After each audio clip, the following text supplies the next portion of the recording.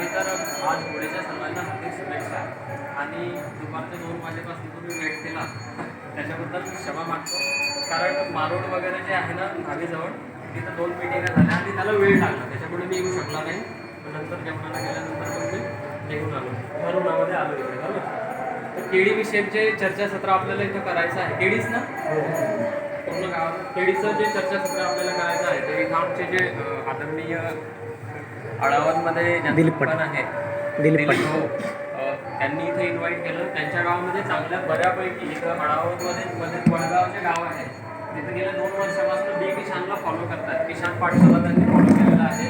तर त्यांना बऱ्यापैकी केळीमध्ये चांगल्या प्रकारे बेनिफिट्स मिळून आलेले आहे. म्हणजे त्याचे लाभ आणि त्याचं मागचं जे काही दुवा होता आजपर्यंत केळीमध्ये आपल्याला सगळ्यांना वाटत होतं की केळी म्हटल्यानंतर जास्त पैसा जास्त पाणी, बरोबर, त्यालाच केळी करायला पाहिजे आणि नॉलेज पण त्याच्यासोबत. तर केळी शास्त्राला जर चांगल्या प्रकारे आपण चांगला अनुभवलं किंवा अभ्यासलं तर आपल्याकडे जर केळीचा आपण जर अनुभव घेतला तर गेल्या 50 वर्षाचा आहे. केळीचा अनुभव आपल्याकडे 50 वर्षाचा आहे. परंतु लागवडीच्या पद्धती, त्याला लागणारं वातावरण, त्याला लागणारं जे काही वॉटर मॅनेजमेंट आहे, क्लायमेट कंट्रोल आहे, त्याला लागणारा स्पेस जो आहे, या सगळ्या गोष्टी गडबड झालेल्या आहेत. कारण आजोबांच्या काळामध्ये 4x4 वरती जरी केळी लावली, पण पाण्याने पाणी जरी भरलं, त्याला काही जरी नाही टाकलं, नुसतं SSP जरी फेकून आले तरी चांगलं उत्पादन येत होतं.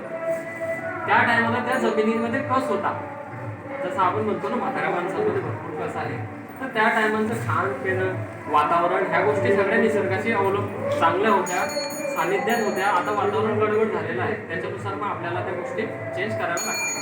हे सर्व चालू करत असतात. याच्या आधी मी तुम्हाला माझी माहिती देतो, म्हणजे तुम्हाला लक्षात येईल की मी कोण आहे आणि मी कुठून आलेला आहे. माझं नाव गणेश किशान, गणेश मोठे नाव आहे. आता मोठे म्हणून मी सरनेम काढून टाकलेला आहे.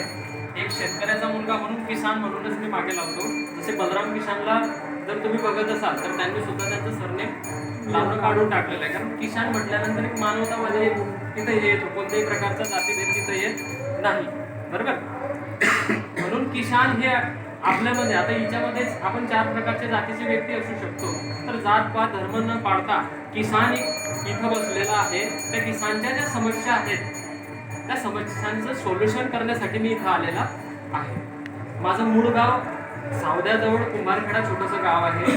गेल्या 3-3.5 वर्षापासून मी किसान पाठशालेसोबत कंटिन्युअसली काम करत आहे. काम करण्यामागचं ध्येय एक आहे की आपल्या पूर्ण भारतातला जो शेतकरी आहे त्याला योग्य प्रकारे मार्गदर्शन मिळत नाहीये. ऍक्च्युअल मार्गदर्शन जर म्हटलं तर शेतामध्ये जे आपल्याला पीक लावायचं आहे त्याच्याविषयी जर आपल्याला माहिती घ्यायची म्हटली तर आपण दुकानदाराकडे जातो. त्याच्याकडनं जर आपण कोणत्याही प्रकारचं बीज घेतलं, केळीचं रोप घेतलं, तर आपण माहिती कोणाकडे त्याच्याकडनं घेतो. ती अपुरी आपल्याला पुरे मिळाली का अपूर्ण मिळाली हे सुद्धा आपल्याला माहिती नाही. कारण त्याने सुद्धा त्याचं दुकान जे घातलेलं आहे त्याच्या मर्यादेपुरतेच तो तुम्हाला ते माहिती पुरवठा करतो. म्हणून आपल्याला काहीतरी आपले चेंजेस करावे लागतील. किसान पाठशाला हा जो कार्यक्रम आहे गेल्या 2004 पासून रन आहे. तुम्ही जर का यूट्यूबवरती किसान पाठशाला जर टाकलं तर त्याच्यामध्ये तुम्हाला केळीविषयी, पपईविषयी, आपल्या ऊसाविषयी, त्याच्यानंतर बांबूविषयी या 4 गोष्टीला आम्ही टच केलेला आहे. आणि मागच्या वर्षी एक छोटासा व्हिडिओ कापूसावरती सुद्धा टाकलेला आहे. शेतकऱ्यांच्या मागण्या होत्या. आता होतं काय, या पूर्ण प्लॅटफॉर्मवरती काम करत असताना आम्हाला तुमच्यातलं 1-2 असा व्यक्ती पाहिजे की ज्याला एखाद्याला कापसाचं चांगलं नॉलेज आहे, एखाद्या यंग मुलाला, जेणेकरून तो 10 लोकांमध्ये चांगल्या प्रकारे बोलू शकतो, त्याचे स्वतःचे अनुभव घेतलेले किंवा तुमच्यापासून आम्हाला मिळालेले जे अनुभव आहेत ते शेअर करायचे. फक्त विचारांची देवाणघेवाण करणे हा किसान पाठशालाचा मेन प्लॅटफॉर्म आहे. शेतकऱ्यांकडनं शिकणं आणि आम्ही जे आत्मसात केलेलं आहे ते तुम्हाला तुमच्यापर्यंत पोहोचवणं. आता केळीविषयक मार्गदर्शन करत असताना आपल्या गावामध्ये केळीविषयकचे काय काय प्रॉब्लेम आहेत आधी आपण जाणून घेऊ, बरोबर. मी कोणत्याही कंपनीकडनं रोपं विकायला आलेलं नाही. माझ्या कोणत्याही कंपनीचं फर्टिलायझर नाही, हे लक्षात घ्या. माझं कोणतंही फर्टिलायझर नाही, माझ्या कोणत्याही कंपनीचं मी रोप इथे विकायला आलेला नाही. केळीविषयक मला जे मार्गदर्शन माझ्याजवळ आहे, मी जे आत्मसात केलेलं आहे, मी तुमच्या समोर त्याला प्रखरतेने कसं मांडू शकतो याच्यावरती आपण बोलणं करू. ते आवडल्यानंतर तुम्हाला तुमचा मार्ग मोकळा आहे की आपण कोणत्या रस्त्याने आणि कसे आमच्यासोबत चालायचं. बरोबर. तर पटपट तुमचे जर का प्रश्न आले तर पुढचा आपण, कारण चांगलं सानिध्य आहे, मागे हरिपाठ चालू आहे ना, चांगल्या प्रकारे, मला चांगलं आवडतं हे. तुम्ही सुद्धा तुमचे प्रश्न दाखवा, म्हणजे जेणेकरून आपण त्या गोष्टीवरती आपण विचार विमर्श करू. केळीमध्ये आपल्याला लागवडीच्या समस्या काय आहेत, काय काय प्रॉब्लेम, आजार काय येतात, कशी लागवड करायला पाहिजे, या गोष्टी तुमच्याकडनं मला आल्या पाहिजे. म्हणजे प्रश्न जर असले तर उत्तर माझ्याकडे राहील, आणि प्रश्न नसले तर मग गडबड राहील, भाषण नाही होणार.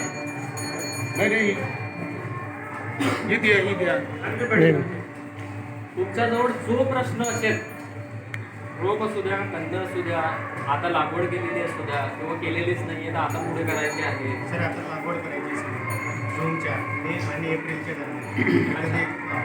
एप्रिल ते जून पर्यंत लागवड करायची आहे. मे ते एप्रिल. ठीक आहे.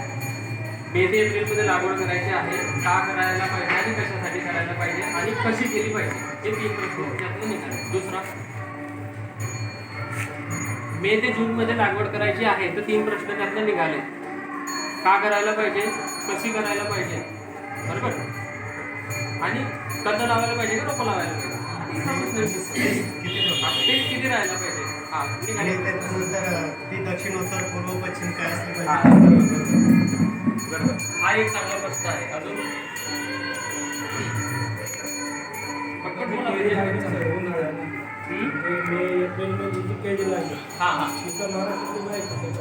एप्रिलमध्ये केळी लावायची. यांचा प्रश्न आहे त्याच्यामध्ये की एप्रिल मे पासून आपल्याकडे उन्हाळाच आहे. आजच भरपूर ऊन होतं, मग पूर्ण शेकला गेला, 2:30 वाजेपर्यंत ऊन आला, ऊनच भरपूर होतं, 42 पर्यंत असेल आज तापमान. किती माला लावला पाहिजे उन्हाळ्यात, चांगला प्रश्न आहे. अजून केळी कधीतरी लागवडी करायला पाहिजे, बरोबर, हा पण चांगला प्रश्न आहे, मुद्द्याचा प्रश्न आहे.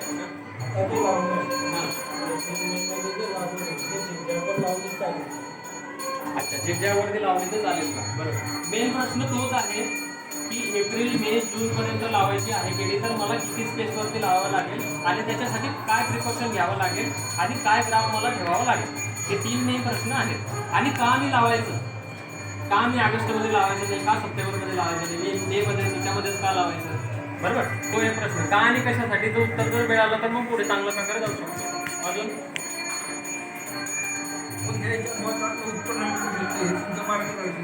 चांगलं उत्पन्न कोणत्या याच्यामध्ये मिळू शकतं, त्याच्यासाठी पूर्व मशागत काय करायची. शेतीची पूर्व मशागत फार महत्त्वाची आहे.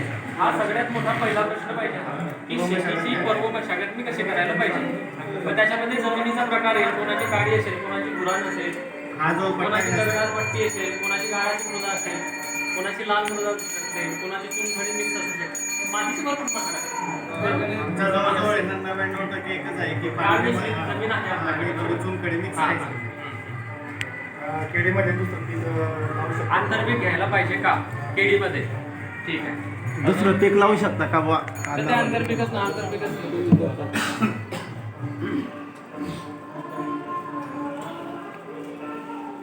त्याच्यानंतर जर कांदेबाग लावायचा असेल तर तो कधी लावला पाहिजे. अच्छा, कांदेबाग पण कधी लावायला पाहिजे.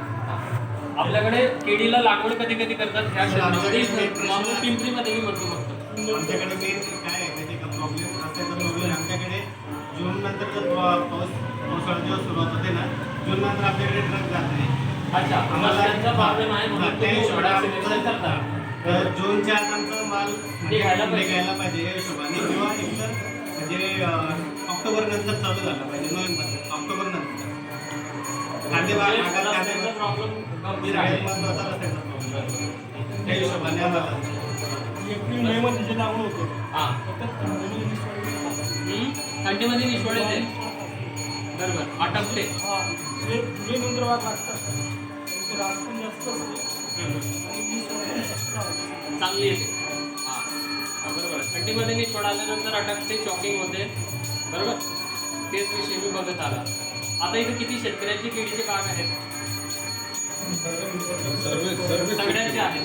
कॉमन प्रश्न काय आहे की केळीमध्ये मला ह्यावर्षी जमलंच नाही, किंवा हा मला कॉमन प्रश्न वाटतोय एक टेंटेटिव्हली की मला हा प्रॉब्लेम आलेला आहे साहेब, मी सगळं केलं, कंद होता, रोग होता, त्याच्या बाबतीत नाही, मला हा प्रॉब्लेम आलेला आहे, मला याचं सॉर्टिंग पाहिजे.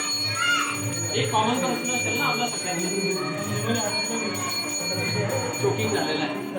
हा मी सगळ्यांचंच बघितलं, सगळ्यांचं तोंडावरती अटकलेलं आहे आणि तिथंच फाटताय किंवा वरतून निघताना तिथं अटकताय. काहींचे निघून आले चांगल्या प्रकारे. पाच झाडं पण असतात, मी सोड होत नाही. ते डॉर्मन्सीत गेलेले ते कधी ऍक्टिव्ह होते याचा भरोसा नाही. आजपर्यंत आज दिसतच नाहीये आणि भविष्यात कधी येतील ते पण समजत नाहीये. हा ठीक आहे. वांजपणा जास्त आहे झाडांमध्ये. आपल्याकडे ग्राफ किती बाय किती वरती लावतो आपण केळी, लाईन टू लाईन किती आणि प्लॅन्टेड आमच्याकडे 4.5-5चा रुमाल असतो. लाईन टू लाईन दोन सारखा म्हणजे चुनसाड्या आणि या गावामध्ये काहीच फरक नाही. चुनसाड मी आता माझे व्हिडिओ जर बघितले असेल तर मी कटिंग केली ती चांगल्या बऱ्यापैकी कटिंग झालं. 12, 13, 15 पर्यंत कटिंग झाली आणि खुश आहे. 4x4च्या वरती गेलेले नव्हते. मी जेव्हापासून गेला 2 वर्ष आधीपासून 5x7, आता ह्या वर्षी 5x8 मध्ये शेतकरी निवडले. त्यांना बेनिफिट मिळाला ना. आपण जाऊ, तुम्ही 5x7चा ग्राफ तुमच्या बाजूलाच बघितलेला आहे वडगाव. त्याचे बेनिफिट्स त्या लोकांना पण आहेत. म्हणून तुम्ही इथं 8 ते 20, 15 व्यक्ती इथं बसलेले आहेत की काही केळीमध्ये काहीतरी नवीन आपण करू शकतो. तुम्ही एक वेळा लावल्यानंतर किती वेळा कटिंग घेतात? 1 वेळा, 2 वेळा, 3 वेळा असं काही आहे? फक्त एकच वेळे. लागवड कंदाची असते का रोपांची असते? कंद लागवड जास्त असते. रोपांची पण असते, कमी आहे पण जास्त कंदच असते. ठीक आहे, कंदाला पण काही प्रॉब्लेम नाही. कंदाला पण चांगली हिट येते.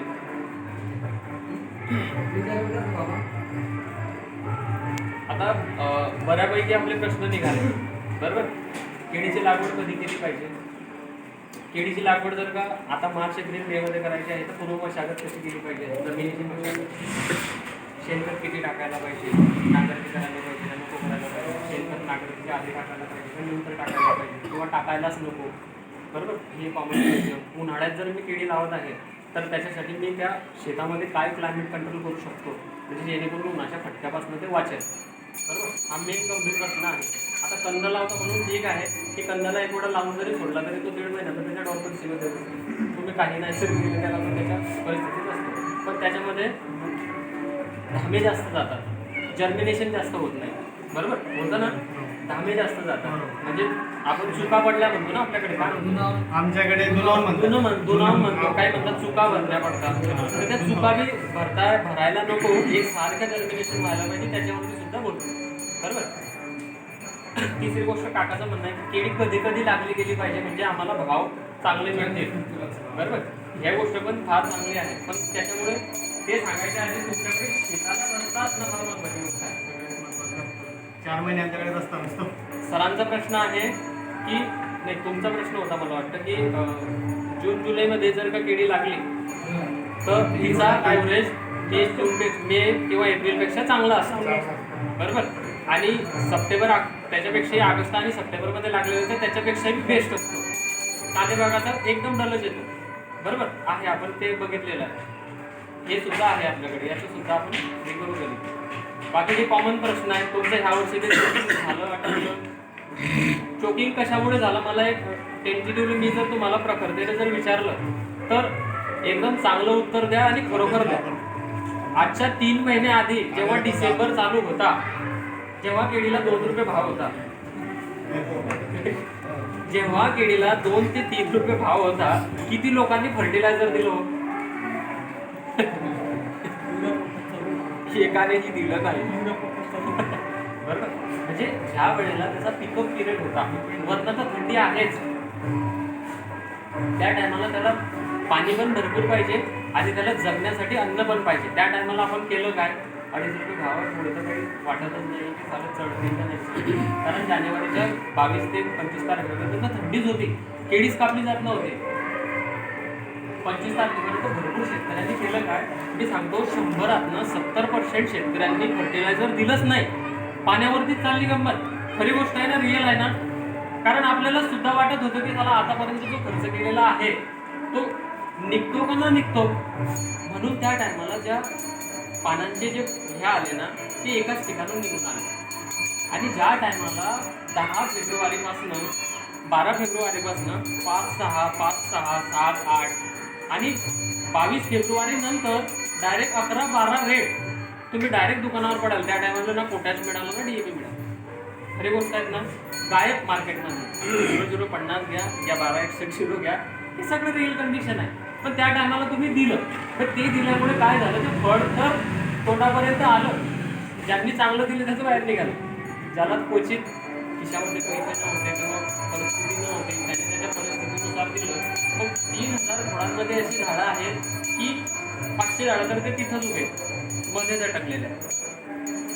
बाकीचे बाहेर आलेले आहेत, काही तर अर्धे आलेले आहेत मध्ये मध्येच आहेत, बाकीचे 5 आहेत मी बघितले.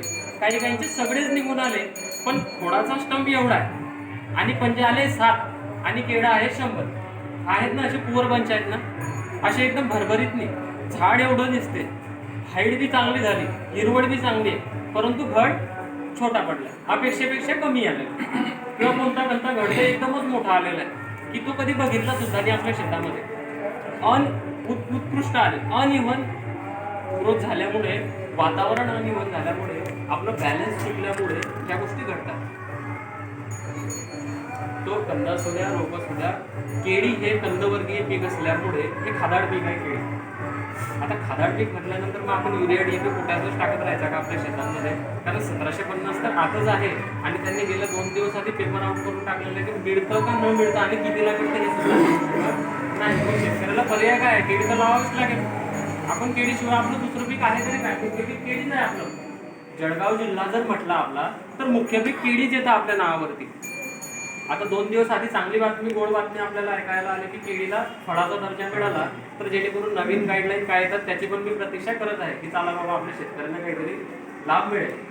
सबसिडी असू शकते किंवा विक्री व्यवस्थापनामध्ये काहीतरी चेंजेस असू शकतात, म्हणजे शेतकऱ्याच्या खिशामध्ये 2 पैसे येतील. आणि आता चांगले भाव आहेत, हे सुद्धा एकदम चांगली गोड बातमी आहे आणि हे कंटिन्यूस टिकतील. हे भाव चांगले टिकतील. तुम्ही खर्च करायला किंवा 2 पैसे आता लावायला केळी चांगली असेल तर सोबत बनवायला घाबरू नका. बट मॅनेजमेंट व्यवस्थित करा. ठीक आहे. त्या पुढच्या गोष्टी आहे. पहिलं जमीन केळी लागवड करत असताना केळीला ग्राफ किती ठेवायला पाहिजे? तर कमीत कमी 35 स्क्वेअर फुटाचा ग्राफ असला पाहिजे. किती? 35 स्क्वेअर फुटाचा ग्राफ असला पाहिजे. आपण 4.5x5 जर लावताय तर 5 चोक 20, 21 स्क्वेअर फुटाचा लावतोय. 5x5 मध्ये आमच्याकडे लावतात रावेरला. 5.5x5 वरती गेलेले आहेत ते 30 फुटाचा ग्राफपर्यंत गेलेले आहेत. तरी सुद्धा करपा, सिगाटोका ह्या गोष्टी आहेच. घर मानून नसले ते ह्या वर्षी भरपूर कठीण परिस्थिती झालेली आहे. कारण ह्या वर्षी चांगला पाऊस जर बघितला तुम्ही तर ऑगस्टच्या 10 तारखेला पाऊस आलेला होता. चांगला म्हणजे जो आपल्याला पाहिजे पिकासाठी तो. मध्ये पाऊस ढगाळ वातावरण आलं, थांबलं गेलं, ह्या गोष्टी घडल्या. म्हणजे अनइव्हन वातावरण आणि लगातार पाऊस आपला ऑक्टोबरपर्यंत चालला आणि नोव्हेंबर फक्त खाली गेला आणि डिसेंबरपासून तर अशी थंडी पडली की आपल्याला सुद्धा लक्षात आलं नाही की थंडी आली कुठनं. तर जानेवारीपर्यंत आता सुद्धा आजच्या 15 दिवस अगोदर स्वेटर घालून फिरत होता मी संध्याकाळी जर इथून निघायचं म्हटल्यानंतर. तर हे अनइव्हनमुळे ह्या गोष्टी केळीला फार गडबड करतात.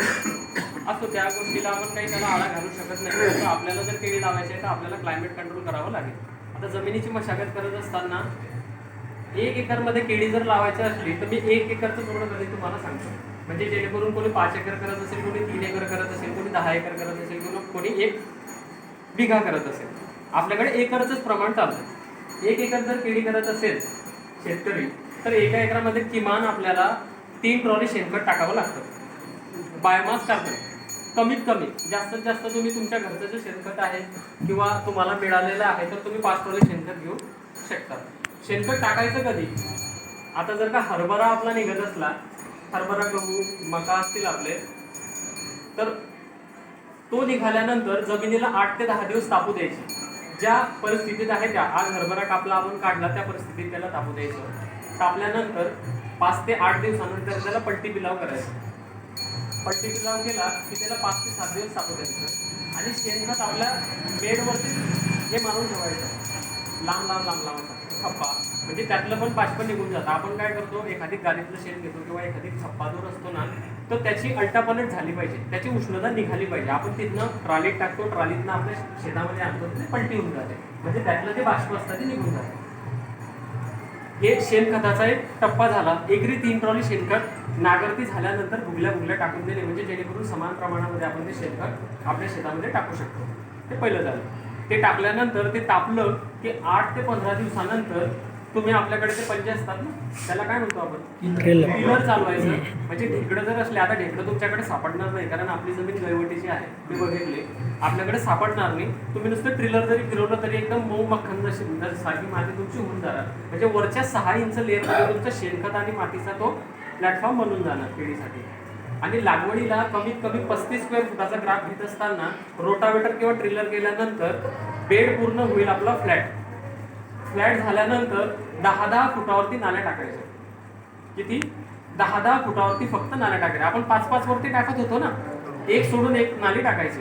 मग आपल्याला बेड मिळेल, सरफेस बेड मिळेल तुम्हाला 7.5 ते 8 फुटाचा. त्याच्यामध्ये 5 फुटाचं लॅटरल टाकायचं. आपलं कंटिन्यूस 5च आहे मला वाटतं इकडे, भरपूर शेतकऱ्यांचं 5. लाईन टू लाईन 5 फूट, झाड ते झाड 7 फूट झिगझॅग लावायचं. कोणताही वेळ असू द्या, जानेवारी, फेब्रुवारी, मार्च, एप्रिल. केळी लागवडीच्या पद्धती, केळी फक्त आणि फक्त डिसेंबर आणि जानेवारीमध्ये लागायला नको पाहिजे. कारण आपल्याला समजून चुकलेलं आहे की थंडी जास्त आहे, थांबून जाते. तुम्ही केळी जर का डिसेंबरमध्ये जरी लागवड केली किंवा जानेवारीमध्ये जरी केली आणि फेब्रुवारीच्या पहिल्या आठवड्यात जरी केली तरी कटिंगला ते सोबतच येते, तेवढा वेळ थांबून जाते. यावर्षी भरपूर डिसीज आले, हिरवेनियर रॉड आला, CMV पण आला, ढगाळ वातावरण होतं. आजपर्यंत सुद्धा ते रिपेअर होत नाही. कारण त्या टायमाला त्याच्या DNA मध्ये त्याने ते निवडल्यानंतर प्रत्येक वेळेला ज्यावेळेस क्लायमेटिक कंडिशन वाढते किंवा ढगाळ वातावरण येतं, वातावरण अनिवन सर्दगर्म म्हणतो आपण, रात्री थंडी वाजणे आणि दिवसा गरम होणे, त्या टायमाला ते क्लायमेटिक कंडिशन झाली की त्याच्या मुळांजवळ जे असतं ते बाष्प टिकतं आणि जे पाणी वॉटर सप्लाय त्याचा वर खाली जो होतो, केळीचं झाड हे पूर्ण पाण्यावरती डिपेंड आहे. तो वरती खाली होत असताना त्याच्यामध्ये काय असतं, खाली ट्यूबर असतं आणि हा वरती पानांचा सापळा असतो. तुम्ही जर केळीच्या झाडाला पूर्ण साल्ट जर काढली तर त्याला काय असतं, फक्त पानं असतात, मध्ये स्टंप नसतो. मग होतं काय, हे पाणी वरती खालती ज्या टायमाला होतं ना, रात्री झालेलं फ्रीजिंग, दिवसा झालेलं हिटिंग, कसं होतं ते, मग त्याच्या त्या कंदमध्ये आणि या झाडाच्या पंजामध्ये तिथं कॉलर रॉड तयार होतो बघा. एखादी झाडाला जर अशी लात मारली ना तर तो खाली आपलं डोबर म्हणतो ना, डोबर तिथं जातं आणि तो वरचा कडे फेकावून जातो. त्याला बारीक बारीक पानं येतात. त्याला भरपूर लोक म्हणतात की पंचटॉप आलेला आहे, तो कॉलर रॉड असतो एक प्रकारचा. बरोबर, या गोष्टी सर्दगर्म वातावरणामुळे होतात. आता लागवडीला जर का आपल्याला एप्रिलमध्ये 20 तारखेला जर आपल्याला लागवड करायची आहे किंवा मार्चला आपल्याला 30 तारखेला लागवड करायची आहे, तर आज आपल्या शेतामध्ये काय असलं पाहिजे, आपल्या शेतामध्ये नांगरून रोटावेटर करून आज 10 फुटाची नाली टाकून आज ड्रीप आपल्या शेतामध्ये असली पाहिजे. आणि तुमच्या शेतामध्ये तुम्ही म्हटले पश्चिम दक्षिण लावायचं का दक्षिण उत्तर लावायचं, त्याला काहीही घेणं देणं नाही. सूर्य फार लांब आहे आपल्यापासून. आपल्या शेताचा पाण्याचा ढाळ कोणत्या दिशेला आहे, पाऊस अतिप्रमाणात झाल्यानंतर त्या नाल्यांमधनं पाणी कसं बाहेर निघून जाईल, त्याच्यानुसार आपण आपलं प्लॅनिंग करायचं. बरोबर, त्याला पश्चिम पूर्व काहीच करायचं नाही. पश्चिम आणि दक्षिण दिशेला L शेपमध्ये सण लावायचा, झाडापासून 1.5 फूट अंतर लांब. काय सण लावायचा, बोरू म्हणतात, सण म्हणतात. 2 झाडांच्या मध्ये जे 7 फुटाचा डिस्टन्स आहे त्याच्यामध्ये 2 स्वीटपान मक्याचे दाणे लावायचे. म्हणजे ज्या दिवशी कंद लावायचा असू द्या का तुमचं रोप लावायचं असू द्या, एवढा आपला सण आणि मक्का पूर्ण शेतामध्ये दिसला गेला पाहिजे. हे कशासाठी, जेवढी हिरवळ आपल्या शेतामध्ये खालच्या ह्या लेअरला राहील, तुम्ही बघा तुमच्या पायाला एवढ्या भागाला थंड लागेल. वरती 42 अंशाच्या तरी तापमानाचे वारे वाहत असले ना, जरी तुम्ही शेतातनं चालले तरी तुमच्या एवढ्या पायांना थंड लागेल. कशामुळे लागेल, तो येणारा जो हवेचा फ्लो आहे तो त्या थंड हवेच्या वरती वाहेल. कारण त्याला तिथे जागा नाही मिळणार, तिथं ॲटमॉस्फिअर झालेलं आहे. तो कुठे मिळेल, तुम्हाला बांधावरतीच. मग बांधावरती सुद्धा आपल्या शेतामध्ये हवा गरम यायला नको म्हणून शेताच्या चारही बाजूला एक ड्रीप एक्स्ट्रा टाकायची आणि कन्या घास लावायचे. हत्ती गवत जे म्हणतो आपण, ढोरं खातात ते, म्हणजे जेणेकरून हत्ती गवत जर एवढं असलं आणि सण जर एवढा असला तर येणाऱ्या दुसऱ्या शेतातली जी हवा आहे ती 2.5 फूट हाईट घेते आणि त्या 2.5 फुटाच्या लेअरमध्ये येते. मग त्या टायमाला तुम्हाला इथपर्यंत थंड लागेल. बघा तुम्ही शेतामध्ये गेल्यानंतर जर मका तुमचा एवढा असेल ना, ते एवढ्या भागामध्ये थंड लागेल. कारण कितीही गरम असू द्या, कारण फ्लो हवेचा तो खालच्या भागामध्ये नाही आहे, तो वरतीच आहे. कारण खाली ड्राय हवा घुसू शकत नाही, कारण तिथं हिरवळ पाण्याची संख्या जास्त आहे, तिथं क्लोरोफिल आहे, तिथं पाण्याचं प्रमाण जास्त आहे, म्हणून तिथं ह्युमिडिटी आहे. आणि केळीला सर्वात जास्त ह्युमिडिटी लागते, पाणी नाही लागत. आपल्या आसपासचे जे काही ह्या आहेत किंवा केळीला जास्त पाणी दिलं पाहिजे, जास्त ऊन तापते, त्याला ॲटमॉस्फिअर तो आपल्याला तयार करावा लागेल. सण आणि मका तिथं लावायला पाहिजे. मग तुमचं कंद जरी लावला तरी तिच्यामध्ये धावे जाणार नाही, चुका भराव्या लागणार नाही, 100% जर्मिनेशन होईल. वातावरण टेम्परेचर मेंटेन करावं लागेल. बरं. तिसरी गोष्ट तुम्ही मला विचारलेली होती की लागवडीच्या काळ कधी कधी असला पाहिजे, लागवड कधी कधी केली पाहिजे. शक्यतो तुमचा जो लागवडीचा पिरियड आहे, तुम्ही मला जो एप्रिल आणि मे जो म्हणताय तो माझ्या माहितीनुसार चांगला आहे. जर तुमच्यामध्ये केअर तुम्ही एवढी करू शकता की मी आता सांगितली, ही जर केअर केली, चांगल्या प्रकारे जर एल्मिनेशन केलं तर नक्कीच 2, 4, 5 किलोने रास कमी मिळेल, पण रेट आपल्याला चांगला मिळतो. बरोबर आहे की नाही? कारण हा जो पिरियड असतो ह्या टायमाला महाशिवरात्री झाली की महाशिवरात्रीनंतर चांगल्या प्रकारे होळी वगैरे सण येतात. होळी झाल्यानंतर तुमचा रमजान येतो, रमजानमध्येच नवरात्री सुद्धा येतात, ज्या मार्गशीर्ष कोणत्या महिन्याच्या नवरात्री असतात, चैत्राच्या नवमी ज्या असतात, चैत्र महिन्याच्या वर्षा त्या पण येतात. म्हणजे जेणेकरून त्याच्यामुळे होतं काय, आपल्याला एप्रिल ते मेच्या 10-12 तारखेपर्यंत चांगला रेट मिळतो. हा, मे मध्ये आपल्याला रेट थोडासा डाऊन होतो. का होतो? त्या टायमाला मरणाची उष्णता असते आणि आंबा येऊन गेलेला असतो. त्या टायमाला होतं काय, लोक परचेस करतात काय, ज्याच्यामध्ये पाण्याची क्षमता जास्त आहे, जे आपल्या बॉडीला पाणी देईल. केळं फायबर आणि न्यूट्रिशन देतात, पाणी देत नाहीत. म्हणून मग लोक टरबूज परचेस करतील, उसाचा रस घेतील, तुमचे डांगर विकत घेतील, काकडी घेतील, तुमचे खिरे घेतील, त्याच्यामध्ये पाण्याचं प्रमाण आहे. म्हणून मग तुमच्याकडनं ते केळीला त्यावेळेस तो एक 15 ते 20-25 दिवसाचा कमी तुम्हाला रेट मिळतो. परत तुम्ही जूनमध्ये जर गेला 10 तारखेनुसार नंतर तुम्हाला परत रेट मिळणे चालू होऊन जातात. कारण त्या दिवसापासून थोडंफार ढगाळ वातावरण, थंडी वारे सुटणे ह्या गोष्टी चालू होऊन जातात. मग तेव्हापासून परत आंबे वगैरेचा तो मोसम संपून जातो. बरोबर. म्हणून मे एप्रिलमध्ये लावू शकतात. आणि कांदेबाग जर लावायचा म्हटला तर कांदेबाग लावायचा जो पिरियड आहे तो ऑक्टोबरमध्ये आहे.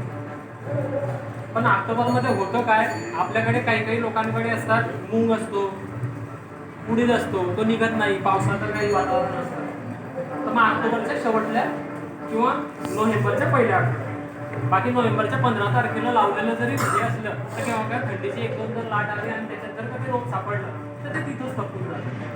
मग त्याला त्या क्लायमेटला त्याला नेहमी मग त्याला ते लढावं लागतं. मग त्या टायमाला सुद्धा त्या शेतामध्ये सण आणि मक्का असला पाहिजे. म्हणजे थंडी हवेला एंट्री नको झाली पाहिजे. जशी इथं गरम हवेला आपण थांबवतो ना, तशी नोव्हेंबरमध्ये थंडी हवा नको लागली पाहिजे. आपण परेशान कशामुळे? 42 अंशाच्या टेम्परेचरला आपण परेशान नाही आहे. आपण परेशान आहेत जे गरम वारे वाहतात, त्याला आपण म्हणतो कान शेकले जात आहे, उन्हाचा फटका लागतोय, तर ते गरम वारेंना आपण परेशान आहे. तशी थंडी किती उद्या कमी, नो प्रॉब्लेम आहे. हा वारा सुटला की थंडी वाजते, मग ती अडली गेली पाहिजे. शेताच्या चारी बाणांवरती ती अडली गेली पाहिजे. म्हणून नोव्हेंबरच्या 10 तारखेपर्यंत तर ऑक्टोबरपासून सुरुवातीपासून तुम्ही लावू शकता. मी तुम्हाला आधीच सांगितलं किंवा डिसेंबर आणि 15 जानेवारीपर्यंत जर काही जरी लागवडी केल्या तरी चालतात. म्हणजे तुम्ही फेब्रुवारीच्या पहिल्या आठवड्यात जरी लागवड केली आणि डिसेंबरमध्ये जरी केली तर त्याचा टॉलरन्स सेटमध्ये माझ्या माहितीनुसार जातो. कारण त्याला त्या परिस्थितीची लढावं लागते. आणि कंद तर तुम्हाला माहिती आहे, मी डिसेंबरमध्ये जरी ठेवला तो मी त्याच्याकडे स्वतःचं स्टोरेज असतं. कंदाकडे रोपाकडे स्वतःचं स्टोरेज नसतं. रोप बघा एवढंसं दाणा घेऊन येतं, एवढंच असतं त्याचं, ते खालचं जे गोटी असते ना एवढीच असते, वरती 5 पानं घेऊन येतं रोप. रोप करतं काय, रोप सर्वात आधी त्याचा कंद डेव्हलपमेंट करतं, रायझोस्फिअर स्ट्रक्चर टाकतं, नंतर कंद डेव्हलपमेंट होतो. कंद डेव्हलपमेंट झाल्यानंतर मग त्याची ग्रोथ सुरुवात होते. कंद करतं काय, कंदामध्ये आधीच एनर्जी आलेली असते, स्टोरेज असतं. 300-400 ग्रॅमचा कंद आलेला असतो, म्हणजे मदर पोटमधनं त्याच्याकडे एनर्जी आलेली असते. मग तो एक ठराविक वेळेनंतर 20-25-40 दिवसानंतर तो वरती कोंब काढतो.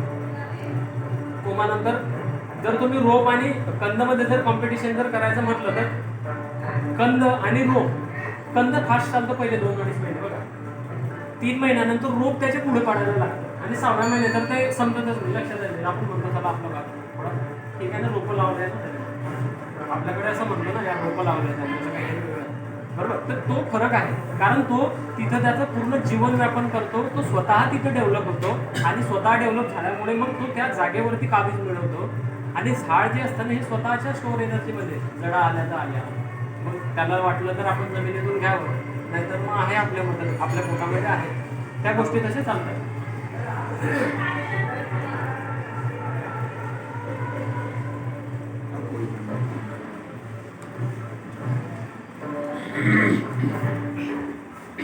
लागवड एप्रिल मे मध्येच आहेत आपल्या.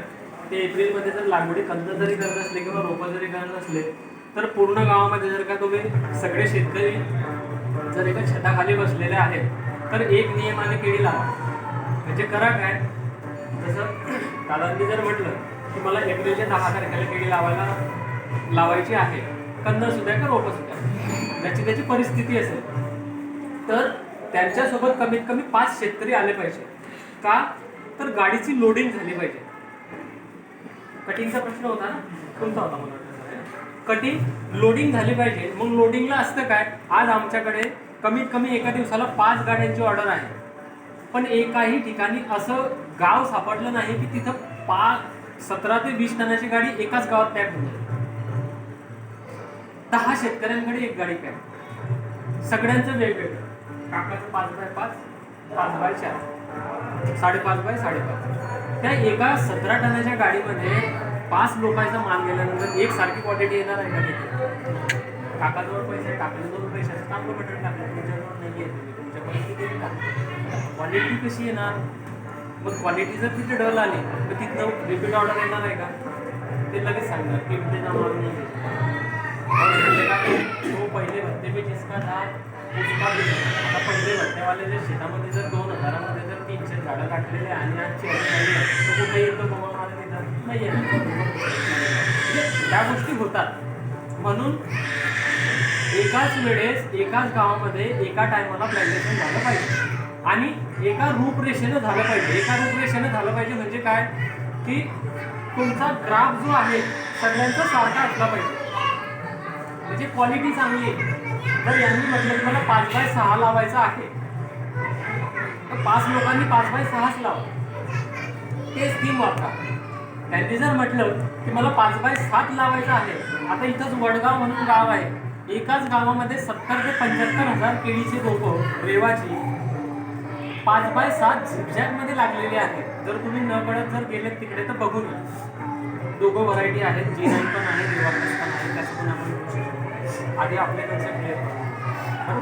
तर अशी केळी जर असली तर आज मी बाहेर, आमचा जो बाहेर आहे, घेणारा जो व्यक्ती आहे त्याला तिथं फिरवतोय, कारण माल 8 दिवसानंतर येणार आहे, त्याला साल दाखवतोय की बाबा किती गाड्या बनतील, कोण कोणाच्या शेतकऱ्यांच्या शेतामध्ये किती किती टन माल निघेल, तू नोंदी करून घे. पुढे आपण रिप्लाय दिल्यानंतर आजच आपल्या शेतकऱ्याला आपण रेट सांगू की दादा तुम्हाला ह्या रेटमध्ये आम्ही देऊ शकतो, कारण त्या शेतकऱ्याने सगळ्या गोष्टी फॉलो केलेल्या आपल्या. गन्ना घास होती, तुमच्या सनमोटा लावलेला होता, फर्टिलायझर जे पाहिजे ते वापरलेलं आहे. असं कोणाही शेतात कोणाही दुकानापासून गेले त्याने सांगितलं की गुंडाळा चांगला आलेला आहे, तर तसं नाही. जे आवश्यक आहे त्याच गोष्टी. पहिल्याच वर्षी फर्टिलायझर करायचं, सेकंडला करायचंच नाही, सेकंडला करायचंच नाही. तशी भरपूर शेतकऱ्यांचे नाव आहे. देवकर पाटीलच आहेत आपल्या बाजूला, कुठंच जायची नाही, त्यांच्याकडे जाऊन घ्या. सेकंडला किती खर्च केलेला आहे? फक्त 10 रुपये खर्च झालेला आहे आणि यील्ड बघून किती पीक निघून येते.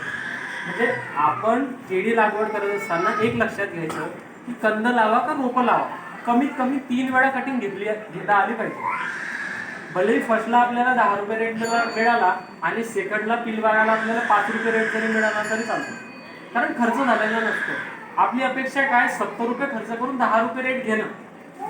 सुरुवातीला लावल्यानंतर कंद जरी म्हटलं तरी मला माहिती नाही तरी 5-7 रुपये लागतात त्याला, आणणे, खोदून आणणे, त्याला लागवड करणे, 10 रुपये खर्च जातो त्याचा पहिल्या 1 महिन्यातच. मला माहिती फर्टिलायझर वगैरे सगळं करणे 40-45च्या कानपट्टी तो मार्क्स.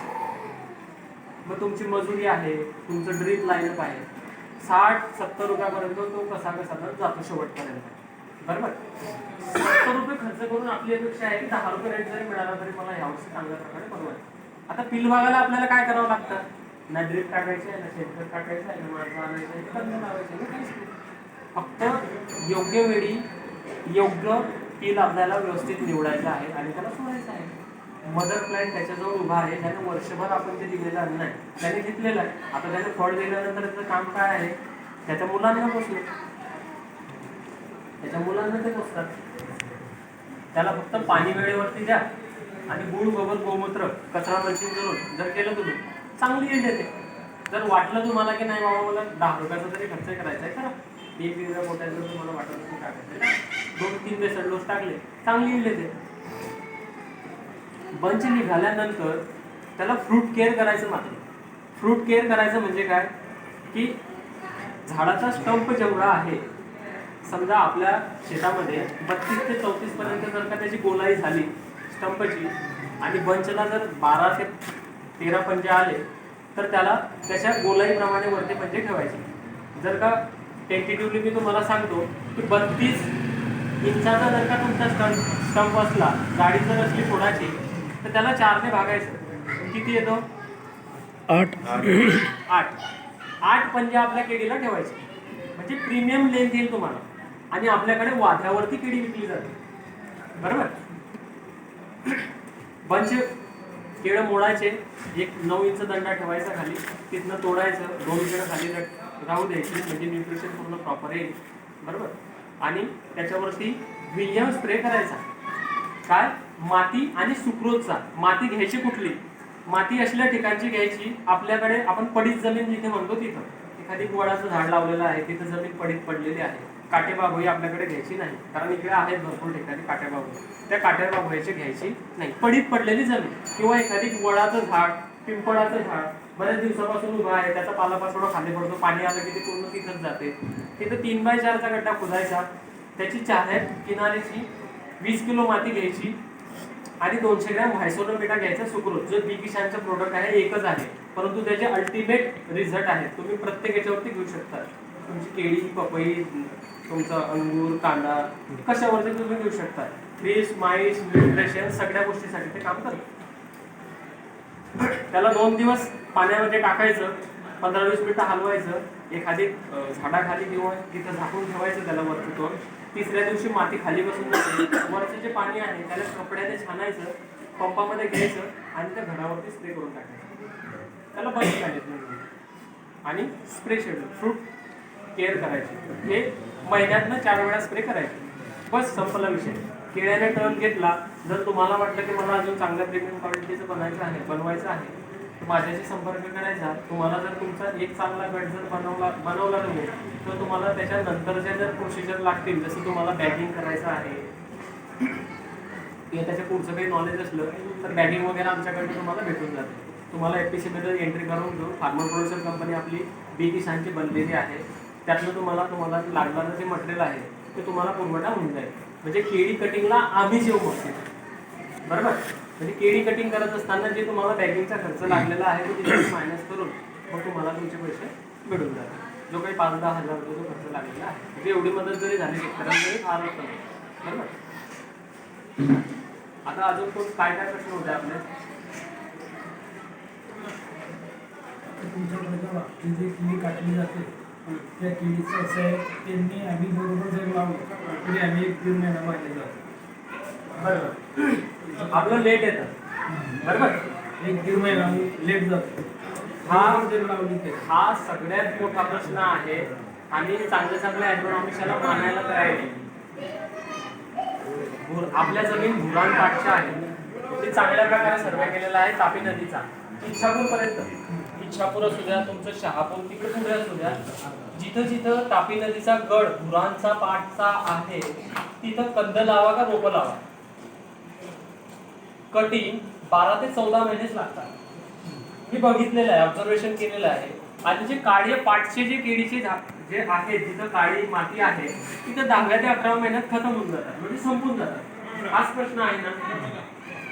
गुरांमध्ये होतं काय, आता भरपूर शेतकऱ्यांनी बघितलं असेल की जानेवारीमध्ये एवढे झाडं जरी होते, फेब्रुवारीच्या 10-12 तारखेपर्यंत एवढे जरी झाडं होते, ज्या टायमाला उन्हाचा चटका वाढला त्या टायमाला येणारं नवीन पण आपलं त्याच्यापेक्षा मोठं निघालं. बघितलंय का तुम्ही?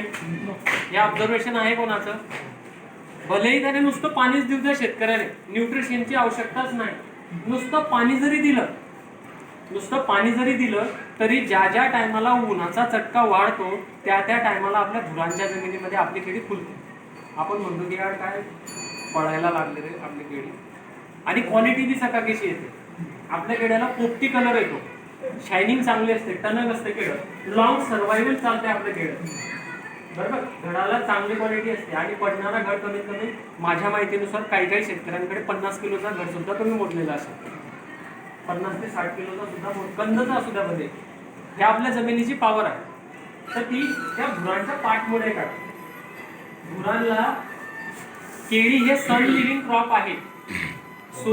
सूर्याच्या प्रकाशाशिवाय केळी चांगली होऊ शकत नाही. ज्या वेळेस तुम्ही बघितलं असेल की ढगाळ वातावरण झालं, ह्युमिडिटी ऍक्टिव्ह वाढली मध्ये आतमध्ये, जर का आपला व्यवस्थित ग्राफ नसला तर येणारे सगळे डिसीज केळीवरती येतात. आपल्याकडे सगळ्यात भयंकर महामोठा जो पनामा जो म्हणतो आपण, केळीला अजून आलेला नाही आपल्याकडे, काही भागात बघायला मिळाला. पनामा हा सगळ्यात गडबड केळीमधला सर्वात मोठा राक्षस. जसा एखाद्या माणसाच्या बॉडीला लागलेला कॅन्सर, तसा पनामा हा बेल्ट लय गडबड, फार भयंकर. बिहारमध्ये त्या पनामा बेल्टमुळे केळी सोडावी लागली. तर हे डिसीज येतात. भुरांच्या मातीमध्ये आपण 1 ते 1.5 महिना लेट जाणार. हा, जर आपण ग्राफ वाढवला, केळीचं बी सन लिव्हिंग क्रॉप आहे. केळीचे पानं असे असतात. जर आपण 5x5 5x4 लावले, तुम्ही 5x8 आणि 5x9 लावून बघा, तुमची केळीचे पानं असेच राहतील नेहमी. म्हणजे जेवढा फोटोसिंथेसिस त्याने केलं, जेवढं सन लिव्हिंग त्याने घेतलं, तेवढं ते फास्ट पडेल. आपल्याकडे ग्राफ वाढवावं लागेल, तर मग आपण इल्ड लवकर घेऊ, येणारे डिसीज कमी येतील, फर्टिलायझरमध्ये कमी पेमेंट लागेल आपल्याला, आणि आपण लवकर पिलबाग घेऊ शकतो. आपला पिलबाग हाईट जास्त जाते बघा. आपण जर पिलबाग घेतला ना, आपली हाईट अपेक्षेपेक्षा जास्त मोठी जाते आणि निष्वळ तर लवकर होतच नाही. निष्वळ हा स्टंप बनतो, भडावाने वाढतो आपण म्हणतो, त्याची निष्वळ बी चांगली येते, त्याच्या बाबतीत वाद नाही, पण आपला टाइम पिरियड जास्त जातो म्हणून आपण पिलबाग घेत नाही. हे मेन कारण आहे, बरोबर आहे की नाही. वेळ जास्त जातो, 2.5-3 वर्ष लागून जातात त्याला निघत. तेवढ्या वेळात आपल्या 3 वर्ष खराब होऊन जातात. म्हणून आपण डिस्टन्स वाढवला पाहिजे. तुम्ही 5x7 वरती जा, सुरुवातीला झिगझॅग करून सण मक्का ह्या गोष्टी लावा. 1 गाव 1 ग्राफ आणि 1 वेळेचं केळीचं नियोजन, म्हणजे जेणेकरून जर का तसं तुम्ही केलं तर एकाच टायमाला तुमच्या गावातनं केळीच्या गाड्या भरून भरून आपण घेऊन जाऊ शकतो. मी स्वतः घेऊन जाईल. आपलं बीके बनाना जे आहे प्लॅटफॉर्म, ते एक आपलं वेगळं सेशन आहे. त्यांना आपण इथं सिलेक्शनला पाठवून गाईडलाईन माझीच राहील तुमची सुरुवातीपासून तर कटिंगपर्यंत. कटिंगच्या वेळेला मी त्यांना बनवणार 15 दिवस आधी, ते तुमचे प्लॉट सिलेक्शन करणार, कटिंग कधी करायची, त्या वेळेचा जो भाव असेल त्या भावानुसार तुम्हाला भाव देणार. कारण क्वालिटी त्यांना माहिती आहे. जिथं बी किशानची गाईडलाईन आहे तिथं त्यांना क्वालिटी करता माहिती आहे की काय, पण 100 तुम्हाला फॉलो करावं लागेल. मग आता तुम्ही म्हणणार की तुम्ही येणार का नेहमी इथं, प्रश्न असणार. आम्ही येणार नाही. चुपकाड इकडे जर आले 1-1.5 महिन्यामधनं तर तुमच्या फील्डवरती येऊ. आता सगळ्यांकडे तुमच्याकडे मोबाईल आहे, स्मार्ट मोबाईल आहे. प्रत्येक 15 दिवसाला तुम्ही दररोज शेतात जाता, 2 मिनिटाचा. आता हा जो व्हिडिओ आहे पूर्ण वर्ल्ड बघणार आपल्या गावाचा. सोपड्यामध्ये पिंपरी गावामध्ये आहे मी आता, है ना. यहाँ पे भी केला लगता है, व्यापारी भाइयों को मैं बोल रहा हूँ, है ना. तो यहाँ पे आकर आप माल परचेज कर सकते हो. हमारे किसान लगाने के लिए तैयार है. आपको जो केला चाहिए वो हमारे किसान यहाँ देने के लिए तैयार है. आपको जो चाहिए हम यहाँ से बना के देंगे. हमें आप रेट दो, आपको जो चाहिए हम आपको फ्री बना के देंगे. बराबर आहे की नाही. तर तुम्ही एक शेड्यूल बनवा. कंद जरी लागवड केली तरी काही प्रॉब्लेम नाही. काही शेतकऱ्यांचा आज परिस्थिती, खिशाची परिस्थिती बघूनच केळीला जावं लागतं, मला पण माहिती आहे. ज्या शेतकऱ्यांना वाटतं की मला रोप लावायचं त्यांनी रोप लावा, ज्याला वाटतं मला कंद लावायचं तर कंद लावा. कंद लावण्याच्या आधी आपले काही किसान पाठशालेवरती आपले व्हिडिओ टाकलेले आहे की कंद कुठनं घ्यायचा, कसं सिलेक्शन करायचं, कंद किती ग्रॅमचा लावायचा, किंवा एकसारखे कंद नाही भेटले तर मला 3000 त्याची ग्रेडिंग करून त्या शेतामध्ये वेगवेगळे लावायचे कसे, हे सगळ्या गोष्टी तिच्यात दिलेल्या आहेत. किसान पाठशाला तुम्ही ॲक्टिव्ह चॅनल जर का त्याच्यामध्ये टाकलं तर तुम्हाला या केळीविषयीच्या सगळ्या माहिती मिळून जातील. आणि माझा नंबर जर तुम्हाला घ्यायचा असला तर माझा नंबर मी सांगतो 76 974 38 222. हा माझा नंबर आहे. तुम्ही केव्हाही माझ्याशी संपर्क करू शकता. तुम्हाला केळीविषयीचं जर माझा फोन नाही उचलला गेला तर इथं दिलीप भाऊ आहेत, त्यांचा पण चांगला कारभार इथं 76,974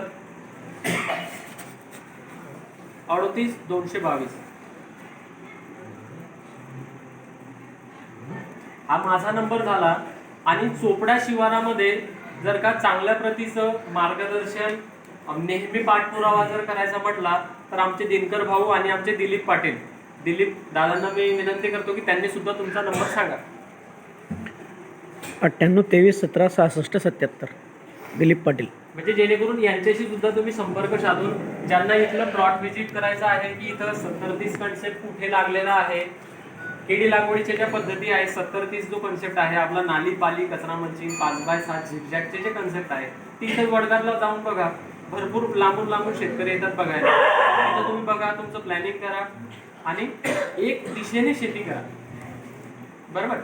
आणि तुमच्याच गावातले एखादी व्यक्ती मला द्या, जसं हे भाऊ आहेत आता तुमच्यासारखे आहेत की कटिंगला प्रॉब्लेम आहेत, तर कटिंग करताना तुमच्यातलाच एक माणूस आहे, आपल्या शेतकऱ्याचाच मुलगा कटिंग करेल, 2 पैसे त्याला पण मिळतील, जे आमचे 5-10 पैसे आम्ही त्याला पण क्वालिटी कळेल की वरती खरोखर काय लागतं.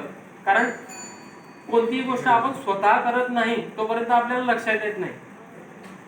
एखादी व्यक्ती जो केळी कधीच करत नाही तो दुसऱ्याला नाव ठेवला तर याला काही जमत नाही, यार तू तर करून बघ तर तुला कळेल. तसं प्रत्येक गोष्ट आपण करून बघितली पाहिजे. म्हणजे काय काय प्रॉब्लेम येतात तर ते प्रॉब्लेम जर तुम्हाला लक्षात आले तर तुम्ही तुमच्या गावातल्या व्यक्तींना रिपेअर करणार की नाही बाबा कटिंगला हे प्रॉब्लेम असतात, आपल्याला हे शॉर्टिंग केल्याशिवाय आपल्याला रेट मिळणार नाही. उगाच इथं हे झालेलं आहे, क्वालिटीलाच पैसा आहे, आपण क्वालिटीच बनवू आणि क्वालिटी व्यापारीच आणू इथं, बरोबर. ते पुढचा विषय सोडून द्या, आपल्याकडे व्यापाऱ्यांची लाईन आहे, भरपूर आहे, आपल्याला फक्त क्वालिटी बनवायची. ह्या टायमाला जर तुमच्याकडे आहे की बाबा मी 5x5 लावली, 5x4 आहे, मी 85 तुमचे व्हिडिओ बघून मी 85 कमी केलेला आहे, माझी लेंथ चांगली आहे, आपण कटिंग चालू करू शकतो, काही प्रॉब्लेम नाही. म्हणजे सुरुवात तर होईल, तुमच्या लक्षात तर येईल की बाबा यांना कसा माल लागतो किंवा मार्केटला 2 पैसे शिवाय मिळण्यासाठी आपल्याला काय काय करावं लागते या गोष्टी लक्षात येतील. एकर मध्ये किती खोड लागायला पाहिजे? एका एकरामध्ये 5x7 जर लावलं ना काका तर 1250 खोडं लागतात. 1250. आता आपलं होतं काय 5x5 मध्ये 1750 लावतो. येता किती बिल्टीवरती? तेवढं 1250 किंवा 1200 येतात. 500 खोडं गेले पण आपण मटेरियल टाकतो किती? 2000. तिथं जर गेलं ना त्याला विचारायला की मला 1 एकराचं मटेरियल दे, तो 1 एकराचं मटेरियल त्याला माहिती आहे 1750, 250चा कुठे हिशोब लावून घेऊन दे 3-3 खोडे. म्हणजे प्रत्येक वेळेला आपण 250 खोडांचं मटेरियल जास्त टाकून सुद्धा यील्ड चांगली आली. आणि इथं जर तुम्ही म्हटलं की बाबा 1250 रुपये आहे रे, तो 1000च देतो, म्हणजे 250 खोडांचं कमी आहे, यील्ड चांगलीच आहे. केळीला 3च गोष्टी महत्वाच्या आहेत. सुरुवातीला लँड प्रिपरेशन, नंतर लागवडीच्या आधी क्लायमेट कंट्रोल आणि तिसरं आहे वॉटर मॅनेजमेंट. कारण केळीमध्ये 70% रोल हा पाण्याचा असतो, खोटी गोष्ट नाही. आपण न्यूट्रिशनवरती 90% काम करतो, चुकीची गोष्ट आहे. 70% वाटा पाण्याचा असतो. आज मारोडला होता ना, मारोडला 3000 केळी लावलेली होती. बोले दादा कंद लगाए है यार 3 जगह पे, म्हणजे त्याचं जे आपण सबमेन म्हणतो ना, दंडा ज्याला म्हणतो आपण, तिथं इकडे 10 झाडं म्हटली, इकडे 10 झाडं म्हटले की हे लंबलाचं वादा, हे घड, तिथून नडी पुढे गेले ना एवढे घड, ये हुआ कैसे मुझे समझ नहीं आ रहा है. सारी जगह पे सारी चीजें डाल रहा हूँ, सब सेम डाल रहा हूँ, फल डाला है. बोले यार ये कंद वाले ने गड़बड़ दे दिया. मैंने बोला कंद वाले ने गड़बड़ दे दिया, कंद तो मेरी कंपनी के है ही नहीं, व्हिडिओ आपण त्यासनं अपन ने गड़बड़ किया है. बोले क्या डाउनले वॉटर मॅनेजमेंट गडबड हुआ आहे. सुरुवातीला व्हायचं मागे काय, विचारून नड्या टाकल्या 30-30 फोडायचे. डायरेक्ट मागे आहे ती सरी पहिल्यांदा आला दलित न्यूट्रिशन चांगलं पडते, पहिल्यांदा आलाच पाणी चांगलं पडते, पुढचं दिसला तर पडताय पाणी, पण तेवढं नाही पडत आहे. त्याला पोहोचताय तेवढ्या वेळातच नड्या बंद होत आहे, मोटरच बंद होत आहे. म्हणजे झालं काय, ते तेवढ्या फुलांमध्ये व्हेरिएशन किती आलं. किंवा एखादी टायमाला होतं का, एखादी उतार पठावची जमीन असते बघा, इथं जर का आपली सदमेन असली तर सगळं पाणी इथं येते, हा दंड्याजवळची वीज फोडायला चांगलंच येत नाही, आणि इथं शेवटी जो पाण्याचा फोर्स असतो तिथं चांगली यील्ड येते. असं पण होते, त्यामध्ये कारण पाण्याचा फ्लो खाली असतो. तर त्या गोष्टी सुद्धा तुम्हाला लक्षात घ्याव्या लागते. वॉटर मॅनेजमेंटच्या ज्या काही गोष्टी आहेत त्याच्यासाठी दादा आहेत, ज्यांच्याकडे टेक्निकल व्यक्ती भरपूर असतील, ड्रीपवाले, त्यांना तुम्ही आणून तुमचं पाण्याचं जे वॉटर मॅनेजमेंटचं जे आहे फ्लो, 1 kg चा प्रेशर, प्रत्येक ड्रिपरमधनं समान पाणी, पिंटू. मग एका एकराला किती पाणी दिलं सेशन आहेत आपले. या. बरोबर. बावड्याचे सर आधी चहा घेऊ. पिंटू भाऊ. आता याला 150चा भाव कधी दिला तुम्ही? पाणी तर घ्या. हो भाऊ. 2.5 महिन्याआधी. पाणी 2.5 महिन्याआधी 70-30 कन्सेप्टने चुनसाड्याला रमेश चौधरी म्हणून व्यक्ती आहे. कोण? रमेश चौधरी. लागलं तर नंबर बी घेऊन घ्या बरं का. त्या माणसा चुनसाडे हे पडीचं चिंच चुनसाड जे आहे ना रस्त्याला लागतं बघा, त्या व्यक्तीला 5.5 ते 6 रुपयाच्या कमी रेट मिळाला नाही. का? कचरावरची नालीबाली 70-30 कन्सेप्ट. एक वेळा ज्या व्यक्तीने 3 रुपयाने माल काढून गेला ना, त्याने नंतर 6-7 रुपये रेट देऊन दिला माल. कशामुळे? तर त्याला त्या खेड्यामध्ये क्वालिटी सापडली, तिथं कलर निघाला. आणि मी कशासाठी सांगतोय दादा, 1 शॉट फ्लॉवरिंग आणि 1 शॉट जर कटिंग आली ना, आपल्या एकट्याच्या शेतातनं जर का तुम्ही कसं होतंय, तुमच्या शेतात चांगली क्वालिटी आहे, दादाच्या शेतात पण चांगली क्वालिटी आहे, पण त्याच गाडीमध्ये 3चे दुसऱ्यांचे पण टाकलेले आहे. हो, बोलतो काय, गाडी फेल झाली. आता वरच्यांना काय माहिती काय केलेलं आहे इथं. पावती तर तिथल्या त्या कृषी याच्या नावाने जाते ना, तो व्यापारी त्याच्या नावाने. शेतकऱ्याची नावं जर वरती गेले असते तर त्यांनी फोन करून तुमच्याकडे नाही आले असते का, की दादा आपके मल्ले का माल तर बहुत दिवर आहे यार, मी काटूंगा. तिथं तुमचं नाव नाही झालं. तिथं माल चोपड्यात कापला जातो, पावती सावद्याची बनते. किती विचार करायच्या गोष्टी. माल भडगावला कापला, पावती सावद्याची बनते. म्हणजे ह्या गोष्टी तोडायचा आहे. आता मी जे बोललो ना, आम्ही ज्या ज्या गावांमध्ये जातो, आमचे व्हिडिओ व्यापारी लोक बघतात, त्यांना लक्षात येतं की यार चोपडा याला लगता है यहाँ पे, मग ते इथे एंट्री करतात. नाही तर आम्हाला फोन करतात की आपने वहाँ पे अगर गाइडलाइन दी है तो यार यहाँ से कुछ 1-2 गाड़ी बना के भेजो ताकि हम लोग देखते. मग 1-2 गाडी म्हटल्यानंतर 1-2 गाडीमध्ये काय झालं पाहिजे, 1 ते 2च शेतकऱ्याचा माल कटला पाहिजे त्या गाडीत. मग तो एक लाईन मध्ये असला पाहिजे. जसं याचं 5/7, तुमचं 5/7, दादाचं 5/7, त्याला 17 टनाचा प्लॉट. वरती प्रॉब्लेमच नाही येणार, मला माहिती आहे ना, नाही येणार. नाली पाणी कचरा मलची सगळ्या गोष्टी नाही. आता आपण मजा घेत ना, तुम्ही एक वेळा जुळा, आपण मजा घेतो. मी 7/7 केळीला सराउंडिंग ग्राफ असला पाहिजे. सराउंडिंग होतं काय, 7/4 ते 7 कडे झुकून जाईल. हा पट्टा मोठा येतो. तुम्ही बघा ज्या वेळेला ते फ्लावरिंग देईल ना, ते 7 कडे झुकून जाईल, अशी झुकून जाते अशी. याच्यामध्ये सराउंडिंग कोंबडी अशी असते. हा असू द्या ना. कसं केळीचं पान कमीत कमी 3 मीटरचं मोडलेलं आहे दादा, 3 मीटर 10 फूट. बघितलं पण नसेल तुम्ही. आणि तुम्हाला जर बघायचं असलं तर इथंच दिनकर दादांच्या शेतामध्ये जाऊन येतो. आता तर माझ्या माहितीनुसार 9-10 फुटाचं पान नाही सापडलं ना, इथंच बसतो. आताचे जे पानं निघाले, आपल्याकडे केळीला क्वालिटी आहे. काकांनी जे म्हटलं ना, जेवढा केळी बेड रेस्ट घेईल तेवढी चांगली गेली. माझ्या यावर्षी सुद्धा 5 झाड काढले त्यांनी व्यापाऱ्यांनी. 5 झाड मोडले. एक 51 आलं, दुसरं 50 आलं, 42 आलं, म्हणजे असं 44-45 अशी ह्या पुढेमध्ये झालं. आणि मला चांगलं वाटतंय की माझ्या वडीलधाऱ्या माणसांसारखे जे व्यक्ती आहेत ते माझ्यासारख्या मुलाचं ऐकून घ्यायला तयार आहेत. तर याच्यापेक्षा चांगली गर्वाची गोष्ट मला नाही आहे. आणि आपल्याकडे भरलेले क्लास आहेत सगळे, जे उतू जात आहेत. मी जर किती जरी टाकायचा प्रयत्न केला ना, तो बाहेर येतो. त्यांना असं वाटतं की काय सांगणार. पण परिस्थिती फार बिकट झालेलं आहे, आपल्याला सुधारावं लागेल. उद्या जर 1700चे कोटी जर नाही मिळाले ना, तर अक्षरशः त्या केळीकडे बघूनच तुमच्या लक्षात येईल की याला टाकायचं काय. आणि आपल्या डोक्यामध्ये एकच किडा आहे की मटेरियल टाकलं तरच केळी येते. मटेरियल न टाकल्यामुळे सुद्धा केळी येते.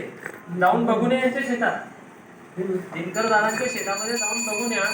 फर्स्टला पण आमच्या सोबत होते, सेकंडला पण आमच्या सोबतच आहे. आणि रिअल स्टोरी आहे. त्यांना मी 12ला जरी फोन केला की मी चोपड्यात आहे तरी माझ्यासाठी हजर आहे. कारण का, माझ्यापेक्षा चांगला अनुभव असेल येता कदाचित, त्यांनी स्वतः शेती हाताळलेली आहे, वडीलधारे व्यक्ती आहेत माझ्यापेक्षा, परंतु कुठेतरी त्यांना वाटलं की आपण कुठेतरी चुकतोय. एखादी व्यक्तीला लाईन वरती धाऱ्यावरती आणायला सुद्धा एखादी चांगल्या व्यक्तीची गरज भासते. तर आमचे आद्यगुरु जे आहेत बलरामजी, ते एकदम चांगले पर्सन आहेत आणि त्यांचा चांगला तगडा अनुभव आहे आणि त्या प्लॅटफॉर्मवरती आम्ही काम करतोय याच्यातच आमची खुशी आहे. आणि आमच्या प्लॅटफॉर्मवरती अजून काही चांगले व्यक्ती येऊन गेलेले आहेत ज्यांनी चांगल्या प्रकारे केडीविषयक मार्गदर्शन केलेले आहे. भरपूर व्यक्ती येतात, आम्हाला जी व्यक्ती आवडते त्यांना आम्ही आमचा प्लॅटफॉर्म देतो. तुम्ही शेतकऱ्यांसाठी कसंही मार्गदर्शन करू शकता. तुमच्यातला एखादी शेतकरी वाटत असेल की मला पपईविषयी चांगलं मार्गदर्शन आहे, मी चांगलं यील्ड काढलेलं आहे, मला माझं आत्मज्ञान लोकांपर्यंत पोहोचवायचं आहे, तुम्ही या प्लॅटफॉर्मवरती 10 गोष्टी चुकीच्या असू शकतात. काका मला म्हणू शकतात की तू हे चुकीचं सांगतोय, मी काकाला विचारू शकता ना, तुम्ही सांगा मला चांगलं काय आहे, शिकून जाईल मी तू. यांच्यापेक्षा चांगले अनुभव देणार कोण आहे मला, बरोबर आहे की नाही? आणि हे अनुभव घेतल्यानंतर जगातलं कोणतंही पुस्तक वाचा, अनुभवाच्या बोलांशिवाय चांगले बोल नाही. शास्त्रज्ञांनी अनुभवाचे बोल लिहिलेले आहेत, त्यांनी स्वतः काही केलेलं नाही. कधी इतिहास घडलेला असेल ना, हा अनुभवातूनच घडलेला आहे, त्यांनी स्वतः ते प्रत्यक्ष केल्यानंतर लिहिलं गेलेलं आहे. असं भूतकाळातल्या ज्याही गोष्टी आहेत त्या सगळ्या घडलेल्या आहेत. भविष्यात आपण सांगू शकत नाही की उद्या काय होणार आहे, तुम्ही इथून गेल्यानंतर काय होणार सांगू शकत नाही. या सगळ्या गोष्टी लिहिलेल्या आहेत. आता तुम्ही कंद लावले 70-30, पुढच्या वर्षाचं वातावरण पुढच्या वर्षी कसं येणार आहे हे आज सांगू शकत नाही, पण आपल्याला त्या थीमवरती चालावं लागेल, त्याला आत्मसात करावं लागेल.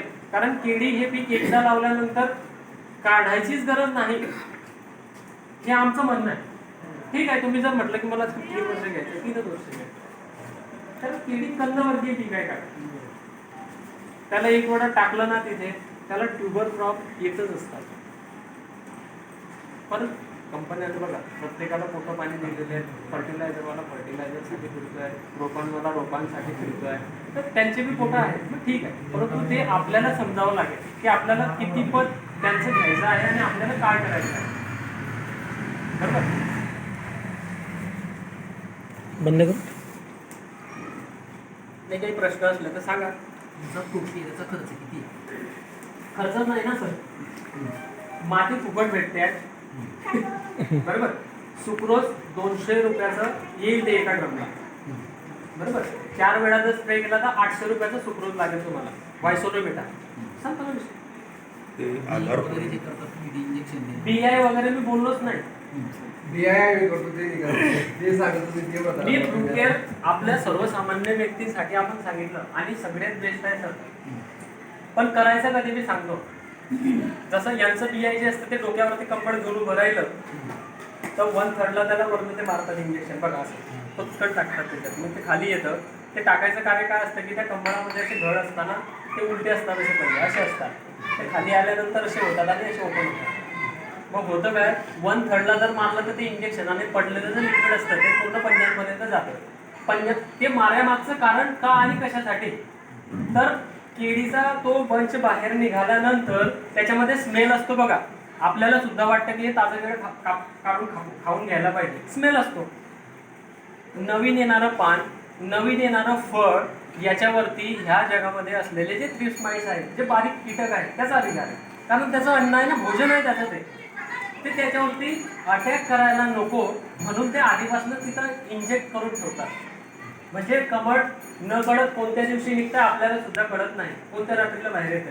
ते ज्या टायमाला पान ओपन करतं त्या टायमाला तिथं आधीच इंजेक्ट केलेलं इन्सेक्ट आहे, जसं इमिडा वगैरे टाकतो, कॉन्फिडर, तर ते त्या स्मेलने तिथं त्याला टच करत नाही, म्हणून त्या केळ्याला स्मूथनेस म्हणा येतो. म्हणून कॉन्फिडर वगैरे आपण त्याच्यामध्ये घेतो. काही लोक ॲक्टारा घेतात, त्या गोष्टी आहेत. मग आपल्याला जर तेवढा खर्च झेपवत नाही, आपल्याकडे त्या क्वालिटीची मजूर पण लागतात, एखादी टायमाला जर त्याने त्या पहिल्या पंजातच मारून दिलं तर ते केळच पूर्ण छिद्रे पाडून टाकेल त्याला, तो त्या गडबडी. आपण करायचं काय, पंजा बाहेर येत असताना ते कंबळ असं दिसलं आपल्याला की समजायचं आता आलं हे बाहेर, मग याला पूर्ण धुवून टाकायचं मातीच्या स्प्रे. तुम्हाला बघा एखादी मातीचं भरलेलं पाणी गुराढोराला टाका, खाणार त्याला बघणार बी नाही, ते बरोबर ते मातीचं बाजूला काढेल आणि चांगलं नाही. मातीला कोणत्याच प्रकारचे पशु पक्षी मानव किंवा कीड पतंग खात नाही आणि खाल्लं तर त्याची डेंगू फुगते. माणसावरून समजून माणूस फुगतो ना, तसे ते फुगतात, कारण त्याच्यामध्ये सगळ्या प्रकारचे मेटॅलिक असतात. माती म्हणजे सगळे गुणधर्म त्याच्यामध्ये. त्याने जर एखाद्या त्या सुक्रोजच्या हिशोबाने जर त्याला चाटलं तर ते माती त्याच्या पोटात जाते आणि माती गेली की ते डॉर्मन्सीत जातं. काही दिवसानंतर ते फुटूनच जातं. त्याचं जे पोट आहे ना ते फुटूनच जातं आणि ते सूक्ष्म असतात, ते दिसत नाही. जसा बंच निघाला, कपड निघालं, याला वरच्या दंड्यापासून खालपर्यंत असं धुवून टाकायचं, म्हणजे त्या पाण्याने. ज्या दिवशी तिसऱ्या चौथ्या दिवशी त्याने असं ओपन केलं पान, असं ओपन करतं ना ते पान ओपन केलं की परत त्याच्यात फॉगिंग मातीचा आणि सुक्रोजचा स्प्रे करून टाकायचा. म्हणजे त्या यांना हे जाईल की बाबा इथं आपलं काही काम नाही. स्मेलच खतम होतो ना तिथला माती टाकल्यानंतर, मातीचा स्मेल. फोटो खाली आलं, ज्या दिवशी कंबर तोडायचं त्या दिवशी तिसरा स्प्रे त्याच्यावरती करून घ्यायचा. असे 5 ते 6 स्प्रे करायचे. मातीचे स्प्रे करणे काही फार अवघड नाही. आणि 6-7 स्प्रे झाले तुमचे 1.25 महिन्यामध्ये की तुम्हाला जर वाटलं की याला बंच कव्हर करायचं आहे, बॅगिंग करायची आहे, कारण क्वालिटी बनवली तर आपल्याला मार्केटला चांगला 2 पैशाचा रेट मिळेल. तर ती बॅगिंग वगैरेचं जो पुढचं शेड्यूल तुम्हाला सांगेल, तसं आपण पुढे जाऊ शकतो. तुम्ही बी किसानसोबत तुम्हाला पुढच्या ॲक्टिव्हिटीज मी सगळ्या सांगेल. बंद करून फ्रूट केअरला नॉर्मल खर्च आहे, बरं चालेल. तो खर्च आपण करतो. कारण नसताना सुद्धा प्रत्येक व्यक्ती 3 वेळा तरी ते कॉन्फिडन्सचा स्प्रे करतो. मी नाही जरी सांगितलं तरी करतो. ₹1.5 जास्तीत जास्त ₹1.5 करतो. माती फुकटच आहे ना. आणि मातीचं बघा, तुम्हाला जर आता व्हीएम स्प्रेचा जर असर करायचा असला तर तुमच्याकडे जर टरबूज वगैरे लागलेलं असेल तर करा. तुम्ही वांग्यावरती गेला होता ना दादा, क्या फरक आहे आता? वांग्यावरती गेला होता बघा, माती आणि सुक्रोज. सगळ्या त्यांचं स्वतःचं दुकान आहे मला वाटतं. नाही मित्र माती आणि सुक्रोजचा स्प्रे केल्यानंतर त्याच्यावरती ते व्हाईट डाऊन येते बघा, व्हाईट येतं, ते क्लिअर झालं. पानं चांगले आले सगळे. मातीमध्ये सगळ्या प्रकारचे गुणधर्म आहेत ना, त्याला फक्त ऍक्टिव्ह करायचे आहेत. चांगलं होतं सगळं. आणि ज्या व्यक्तीकडून आपण घेतलेलं आहे त्याला पद्मश्री अवॉर्ड मिळालेला आहे. काय पद्मश्री अवॉर्ड मिळवलं आहे. तुम्ही बघा, जर का टाकलं ना व्हीएम स्प्रेला, अमेरिकेच्या राष्ट्रपतींनी त्यांना भेटले. हा अमेरिकेचे राष्ट्रपती, चांगल्या फर्टिलायझरच्या कंपनी त्यांना मिळालेलं नाही. त्या व्यक्तीला त्या मातीच्या स्प्रेवरती त्याला पद्मश्री स्प्रे मिळालेला आहे अवॉर्ड. तुम्ही स्प्रेचं जर नाव टाकलं ना त्याच्यामध्ये, त्यांचं काहीतरी CDR टेक्निक आहे त्यांची. तुम्ही जर युट्यूबवरती CDR टाकलं ना तर तुम्हाला सॉईल सॅम्पल सगळं समजतील त्याच्यामध्ये. आपलं व्हीएम स्प्रे टाकलं, आपले व्हीएम स्प्रे तुम्हाला आढळते. तुम्ही किसान पाठशाला टाकले, किसान पाठशालेचे सगळं कार्यक्रम, म्हणजे सगळं ओपन आहे ना. मी आज जेवढं बोलतोय ना एवढं तुम्हाला 3 दिवसानंतर त्याच्यावरती सापडून जाईल. ओपन मंच है सर, कोई व्यक्ति कुछ भी बोल सकता है यहाँ पे. जिसका नॉलेज है वो किसानों को बांट सकता है. किसी के लिए यहाँ पे रोक नहीं है, खाली किसानों के हित में काम करो. किसान हित आहे बहुजन सुखाय, फार चांगलं वाक्य आहे.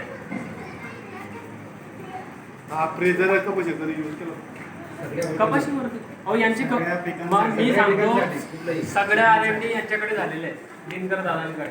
तुम्ही सगळ्या प्रकारचं त्यांना विचारू शकता. त्याच्यात तुमचं मायक्रोन्यूट्रन जे काही ते पण त्याच्यात मिळतं, मातीमध्ये जे असतं. आणि मायक्रोन्यूट्रन मातीमध्ये असतंच सगळं. अहो झिंक, फेरस, तांबं, लोक हे भेटतं कुठून? जमिनीतूनच तर मिळतं ना सगळ्या गोष्टी. त्याला फक्त ऍक्टिव्ह फॉर्म करावं लागतं. अजून काही कोणाचे प्रश्न आहे का? इथपर्यंत जेवढं संभाषण झालं याच्यामध्ये काही त्रुटी असल्या तर तुम्ही मला विचारू शकता. एक दिशेने एक वाट्याने शेती करा, म्हणजे जेणेकरून आपल्या गाड्यांचं लोडिंग पण चांगलं होईल आणि आम्हाला पण चांगल्या क्वालिटीचा माल वरती पाठवायचा आहे. आपल्या भारतातल्या प्रत्येक व्यक्तीच्या घरामध्ये जो केळी खाणारा आपला ग्राहक आहे, जो आपल्याला 2 पैसे आपल्या खिशामध्ये जो टाकत आहे, त्या व्यक्तीला आपल्याला रेसिड्यू फ्री अन्न द्यायचं आहे, कॅन्सर मुक्त अन्न त्याला द्यायचं आहे. मग जेही आपला शेतकरी आपल्या शेतामध्ये पिकवत आहे त्याच्यासाठी रेसिड्यू फ्री खाद बनवून त्याने जर का तिथं टाकलं तर जेणेकरून आपल्याकडनं जे आपले घेणारे जे भाऊ, जे काही आपल्या माता भगिनी जे आहेत, त्यांना जर आपण त्या गोष्टी जर का कमी करून जर का चांगल्या प्रकारचं जर अन्न त्यांना दिलं तर जेणेकरून त्यांच्या रोगप्रतिकारक शक्ती वाढतील, येणारे आजार कमी होतील आणि हॉस्पिटलचे दरवाजे थोडे कमी बघावे लागतील. कारण दोनच गोष्टीमुळे त्रस्त आहेत, एक वकिलाचा दरवाजा नको पाहिजे आणि हॉस्पिटलचा दरवाजा नको पाहिजे. या दोन गोष्टी तर आयुष्यात कधीच नको पाहिजे. आयुष्यात सगळं असलं चालते, 2 टायमाची भाकर कोरडी जरी मिळाली तरी चालेल, पण ह्या 2 गोष्टी कोणालाही नको पाहिजे. कंद लावल्यापासून किंवा हे लावल्यापासून रोप लावल्यापासून त्याची जी अंतर्मशागत जे असतो आपण वखरणी करतो, त्याच्यानंतर आपण ते ओढतो त्याला, ते किती महिन्यापर्यंतच केली पाहिजे? आपण करायला सांगत नाही. 5x7 झिकझॅकचे बेड पाडले ना तुम्ही, सर डोका लावला, त्याच्यानंतर बैल जोडी आमच्याकडे काय आहे ना, तण खूप होतं. उद्या ना सगळीकडेच होतं. आजोबाचं पांढरे केस झाले बघा. तणाला त्याच्यामध्ये बीज यायच्या आधीच काढलं त्यांनी. कधी नसं उठेल आणि शेतामध्ये की त्याला बीज आला आणि मग काढलं आलं कुठे. आजपर्यंतचा इतिहास आहे की माझ्या शेतामध्ये गवताला बी यायच्या अगोदरच उपडून फेकायचं आहे, नाही तर तू काहीच कामाचा शेतकरी नाही. पण तरी सुद्धा 15 दिवसानंतर येत आहे. काही बियाणे असं असतात ऋतुवाईज येतात समजा. होतं काय नाही सांगतो तुम्हाला. केळीला जर तुम्ही बघितलं तर केळीला फक्त पहिले 4 महिन्यापर्यंत ते दिसतं. केळीचे पानांनी कॅनोपी इंटरमध्ये गेली ना, खाली सूर्यप्रकाश कमी यायला लागला की ते सगळं नष्ट होतं. पण याच्यामध्ये करतो काय आपण ते सांगतो. गवत यायला पाहिजे, कितीही येऊ द्या, तर कोणतं चिल्या ढोल्या काय काय असतं त्या गवताच्या प्रगती. फक्त जिथं केळीचं झाड लागलेलं आहे त्या 1.5 फुटाचा एरिया आपण क्लीन ठेवायचा. त्या 1.5 फुटाचा एरिया क्लीन ठेवायचा, बाकी काही होऊ द्या आपल्या. ज्या दिवशी वाटलं ना की आपल्याला ह्या गवताची कचरा म्हणजे करता येईल, ठीक आहे, त्या दिवशी त्याला कट करून टाकायचं. आजोबाने तर आजपर्यंत ते उपटूनच फेकलं, उडून बी दिलं नाही. मी त्याला बी दिलं नाही, उडून बी दिलं की तो दुसऱ्या दिवशी म्हणत नाही की उद्या यायचं नाही, एक मुलगा चालत नाही, हा वरच्या वरच्या तिसऱ्या दिवशी फरगड आहे. ते जणगोशी झालं पाहिजे. तरी सुद्धा येत आहे ना, तुम्ही त्याला पूर्ण एवढं येऊ द्या, थोडं पुढे येऊ द्या. बघा, एखादी व्यक्तीला जोपर्यंत एखादी दारुड्या माणसाची मी कथा सांगतो, त्याला फुल दारू देऊ द्या, फुल होऊ द्या, त्याचा व्हिडिओ काढून घ्या, उद्या दुसऱ्या दिवशी त्याला लाज जर वाटली तर त्याने दारू सोडली, आणि त्याला जर लाज नाही वाटली तर त्याला दारू पाठायची, तो बरोबर पिऊ. कारण आवडीच्या गोष्टींना लाज नसते. त्याला लाज नाहीये म्हणून त्याला त्या गोष्टीची आवड आहे. आवड आणि लाज मध्ये फार जुना शब्द आहे, हा तुकाराम महाराजांनी सांगितलेला आहे. त्याला आवडीची गोष्टीला लाज काय वाटते. म्हणजे ह्या सगळ्या गोष्टी आहेत. तर त्या डोस किती घ्यायला पाहिजे? आपलं शेड्यूल येतं, BFS शेड्यूल येतो. ते BFS शेड्यूलचा एक फॉर्म देतात आम्ही, त्या फॉर्मला फिलअप करायचं. त्याच्यामध्ये काही 5-7 गोष्टी विचारलेल्या असतात. जमिनीचा pH किती असायला पाहिजे, जमीन कोणत्या प्रकारची आहे, पाणी तुंबलेलं आहे का बोरवेल आहे, तुम्ही नदीमधून घेत आहे, मागच्या वर्षी कोणती फसल लावलेली होती, तुम्ही कंद लावलेला आहे, तर तुम्हाला खर्च किती करायचा आहे, ते पण महत्त्वाची गोष्ट आहे. तुमच्या खिशाचा बजेट किती आहे, पण ते पूर्ण ॲनालिसिस आमचं कम्प्युटर करतं आणि ते कम्प्युटर ॲनालिसिस करून मग तुम्हाला तो टाकायचं. वर्षभराचा डाटा आहे, परंतु वर्षभराचा डाटा चालत नाही. कारण ह्या वर्षी आम्ही जर सांगितलं की फ्लावरिंग 7व्या महिन्यात येणार आहे, तर काकांनी म्हटले की आमच्याकडे एलिचपेट आता 8व्या महिन्यात येते. 2 महिन्याचा गॅप पडला ना, तर त्या टायमाला काकांनी मला फोन करून विचारायला पाहिजे की बाबा शेड्यूलमध्ये तर आता हे म्हणता की स्प्रे करा, घर तर दिसतच नाही होते असं वेळा. तर त्यावेळेला करायचं काय, मला फोन करायचा प्रत्येक 20-20, 25-25 दिवसाला किंवा 15 दिवसाला आपल्या शेताचा एक व्हिडिओ बनवून मला पाठवून द्यायचा की आजची परिस्थिती अशी आहे, मागच्या 5-7 दिवसात मी ह्या गोष्टी दिलेल्या आहेत. मग मी ते बघितलं, जर योग्य असलं तर इथला येईल, बरोबर, काहीच देणार नाही. मग जर वाटलं की नाही ठीक आहे बघून सोडून दे, आणि जर वाटलं की यांना आता काहीतरी द्यायला पाहिजे, तर मग त्याच्यामध्ये रेकॉर्डिंग पाठवून देईल की आता जे आहे ते बंद करा, मी जे सांगते ते करा याच्यापासून. मग ज्या दिवशी तुम्हाला वाटेल की 10 दिवसानंतर तर याचा फरक पडला, मग आता त्याच्यानंतर मला व्हिडिओ पाठवला, मी सांगेल जे आहे त्याच्याप्रमाणे चालू. या गोष्टी होतात, चालूच असतात.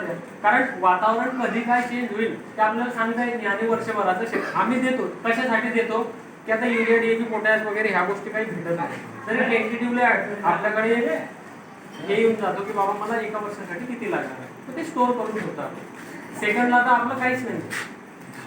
ह्या वेळेला सेकंड देतो काहीच नाही, 1 ते 2 बेसल डोस आहे बस, संपला विषय. त्याच्याकडे स्टोर एनर्जी आहे, कचरा पण चेक पण होऊन जाते आपल्या इथं.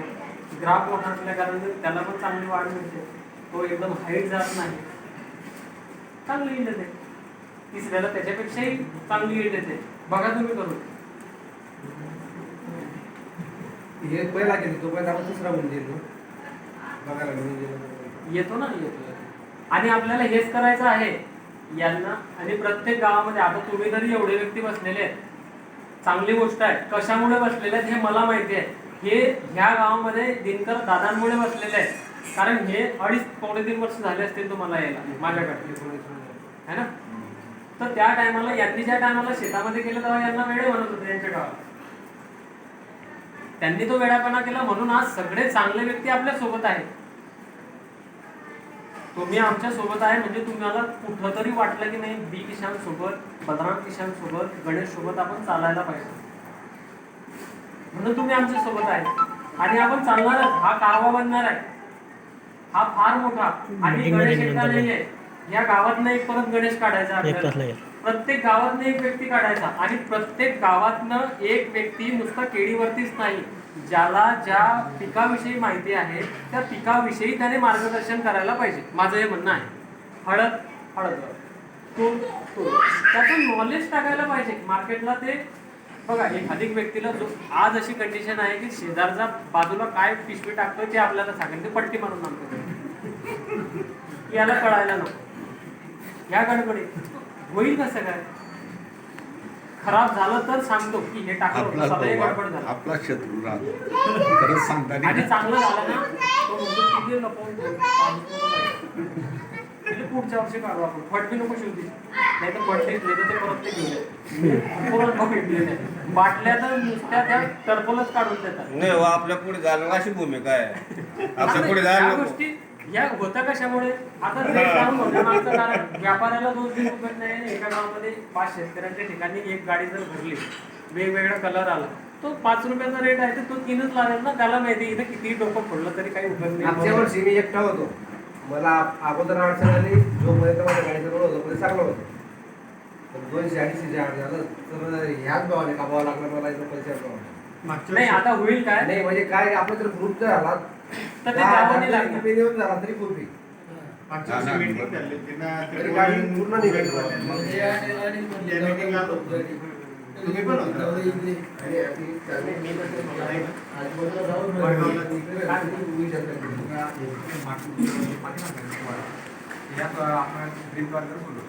ड्रीप मधून नाही सोडायचं. ड्रीप मधून हे बघा, ड्रीप मधून पण सोडू शकतात. त्याला गाडून वगैरे काही प्रॉब्लेम नाही, सोडू शकतात. नदी बनवायच्या ना तुम्ही, जुळा तर सही जुळा आमच्या सोबत. तुम्हाला गाय पण आणायला लागेल, दूध पण काढायला लागेल, दही पण खावायला, कारण ते तुम्ही सगळेच ना. आपण पहिलं सुद्धा नको आपल्याला तर आपल्या आणि ज्या शेतकऱ्याच्या दारी बैल आणि गाय या गोष्टी जोपर्यंत येत नाही तोपर्यंत परत तुमचं आम्ही येणार नाही. बघा त्यांचं शेण, माती, त्यांचं मूळ पिकावर लागलं तर आपण पण ठीक होत नाही, तर आपल्या हड्ड्या पण पुढे फसून जातात. जो व्यक्ती सकाळी 15 मिनिटं बाहेर फेकणं, त्याचं मूळ ध्यान सभा करणं, त्या सकाळच्या 5 वाजेला तुम्ही बघा, सकाळच्या प्रहरी सगळं ॲटमॉस्फिअर ॲक्टिव्ह असतं. त्या टायमाला तर त्याच्या ह्याच्यामध्ये हे स्मेल झालं असेल तर किती बॅक्टेरिया मरत असतील हो त्याच्या शरीरातले. म्हणून मालकाचं लग्न चांगलं आणि जो शेण भेटतो ते एकदम टाईट. का बरं? तो साला दारू विकला तो संध्याकाळी तरी सुद्धा त्याला काहीच होत नाही. का बरं? तो त्याला सगळं आत्मसात करतोय. अल्कोहोल बी आहे, सकाळचं शेण बी फेकणं, सगळंच फेकणं, मूठ बी करतो काही. मी बघितलेले आहे सीन सगळे. तर ते त्याची बॉडी त्याने बनवून घेतली. आणि जे व्यक्ती खरोखर मालक या गोष्टी करतात, आता भरपूर लोकांना मी बघितलं काय आहे, तुमच्या वयाचे लोक शेण फेकलं, या गोष्टीची आवड आहे त्यांना. का तर त्यांना माहिती आहे की ह्या आवड नसून माझ्या बॉडीसाठी ही चांगली प्रेरणा आहे. नातवांना घेऊन जातात. ते नाशिकला गेलेले होता तर करोडपती व्यक्तीने 2 गायी घेतलेल्या आहेत. शाळा आहे त्यांची मोठी, चौधरी दादा म्हणून आहे. त्यांच्या मुलाचा 1-2 व्हिडिओ टाकलेले आहेत बघा. सकाळी 5 वाजता उठतात. किती? 5 वाजेला. 4 जण आहेत ते घरामध्ये, नवरा बायको 2 मुलं. स्वतः दूध काढतील, स्वतः शेण घेतील, स्वतः सगळं करतात. गायला दोन सगळं कशासाठी? तर त्या 5 वाजेच्या त्या पूर्ण ऍटमॉस्फिअर जे ऍक्टिव्ह आहे त्या ऍक्टिव्ह ऍटमॉस्फिअर मध्ये ते त्यांच्या सानिध्यात राहतात. शेण तुम्हाला म्हणजे गाय बसली ते सकाळी उठली दूध काढायच्या आधीच ती बाहेर मुठते बघा, बाहेर लग्न करते ते पितात ते लोक. जबरदस्त बॉडी, जबरदस्त टेक्नॉलॉजी, एवढं जबरदस्त आहे की तुम्ही काय सांगू. लोक कुत्र्यांसोबत फिरतात. हा, ही फार महत्वाची गोष्ट आहे. आता जर आपण कंपनीकडे जर वळलो तर रेवा प्लस आणि रेवा जी9 मध्ये सायकल डिफरन्स आहे. ऊती संवर्धन करणे म्हणजेच टिश्यू कल्चर. एका क्लोनपासून अनेक ऊती करणे त्याला म्हणतात टिश्यू कल्चर. तर एका क्लोनपासून गव्हर्नमेंटच्या डीबीटी नॉर्म्सनुसार 8 वेळा मल्टिप्लिकेशन करायला पाहिजे. तर आपण रेवा प्लसला 4 सायकलला बाहेर काढतो आणि रेवा जी9ला 6 सायकलला बाहेर काढतो. होतं काय, जर का एक क्लोन ठेवला 8व्या सायकलला जर का 2000 रोपं निघत असली तर 6व्या सायकलला 500 निघतात. आलं? कारण प्रत्येक क्लोनला आज जर मी क्लोन ठेवला तर 28 ते 30 दिवसाचा एक सायकल पिरियड असतो. 28 ते 30 दिवसामध्ये त्याला काउंटिंग येतात, छोटे छोटे काउंटिंग येतात, बॉटलमध्ये ठेवायला लागतात. काउंटिंग 1 किंवा 2 येतात, डोळे झाले. ते डोळे काय करतात, त्याला कट करतात. 30व्या दिवशी बॉटल चेंज होते, त्याला कट करतात, परत वेगवेगळे करतात. ती झाली पहिली सायकल. एकाचे 3 झाले, 3चे 9 झाले, 9चे 81 झाले, 81चे 864, 640 झाले. जे मल्टिप्लिकेशन चालतं. तर बॉटलमध्ये जेवढं कमी मल्टिप्लिकेशन घेतलं तेवढं मल्टिप्लिकेशन आपण आपल्या शेतामध्ये घेऊ शकतो. म्हणून रेवा प्लस लावल्यानंतर 4 सायकलचं तुम्ही 10 वर्ष चालवू शकता. 10 वर्ष त्याचं कटिंग घेऊ शकता. रेवा जी9 जर लावलं तर तुम्ही 3 ते 4 वर्ष त्याला कंटिन्यूस कटिंग घेऊ शकता. आपल्याकडे ताजा आणि नेटचं उदाहरण आहे सोहन भाई. त्यांनी 2019 मध्ये लावलेलं आहे एप्रिलमध्ये. आज सुद्धा कटिंग चालू आहे. लाईव्ह तुम्ही बघू शकता, आहे त्यांची व्हिडिओ टाकली. जी9 सुद्धा चालू आहे आणि प्रीमियम रेटलाच कटलं जातं. बघा, जो मार्केटचा भाव असला त्या मार्केटलाच कटलं जातं. 7-8 असला 7-8लाच जाईल. आता 12-13 असला आता 12-13लाच जाईल. असं नाही की पिलबाग, आपल्याकडे लोक म्हणतात ना पिलबाग. यावर्षी लोकांचे स्वप्न उडाले. यावर्षी लोक पिलबाग डोळे बघून बघतात, कारण नवत्यांना पानच नाही राहिले. त्याचं मागचं पण शास्त्रीय कारण आहे, का नाही राहिले. कारण नवतीला मदर प्लांट नसतो. काय नसतो?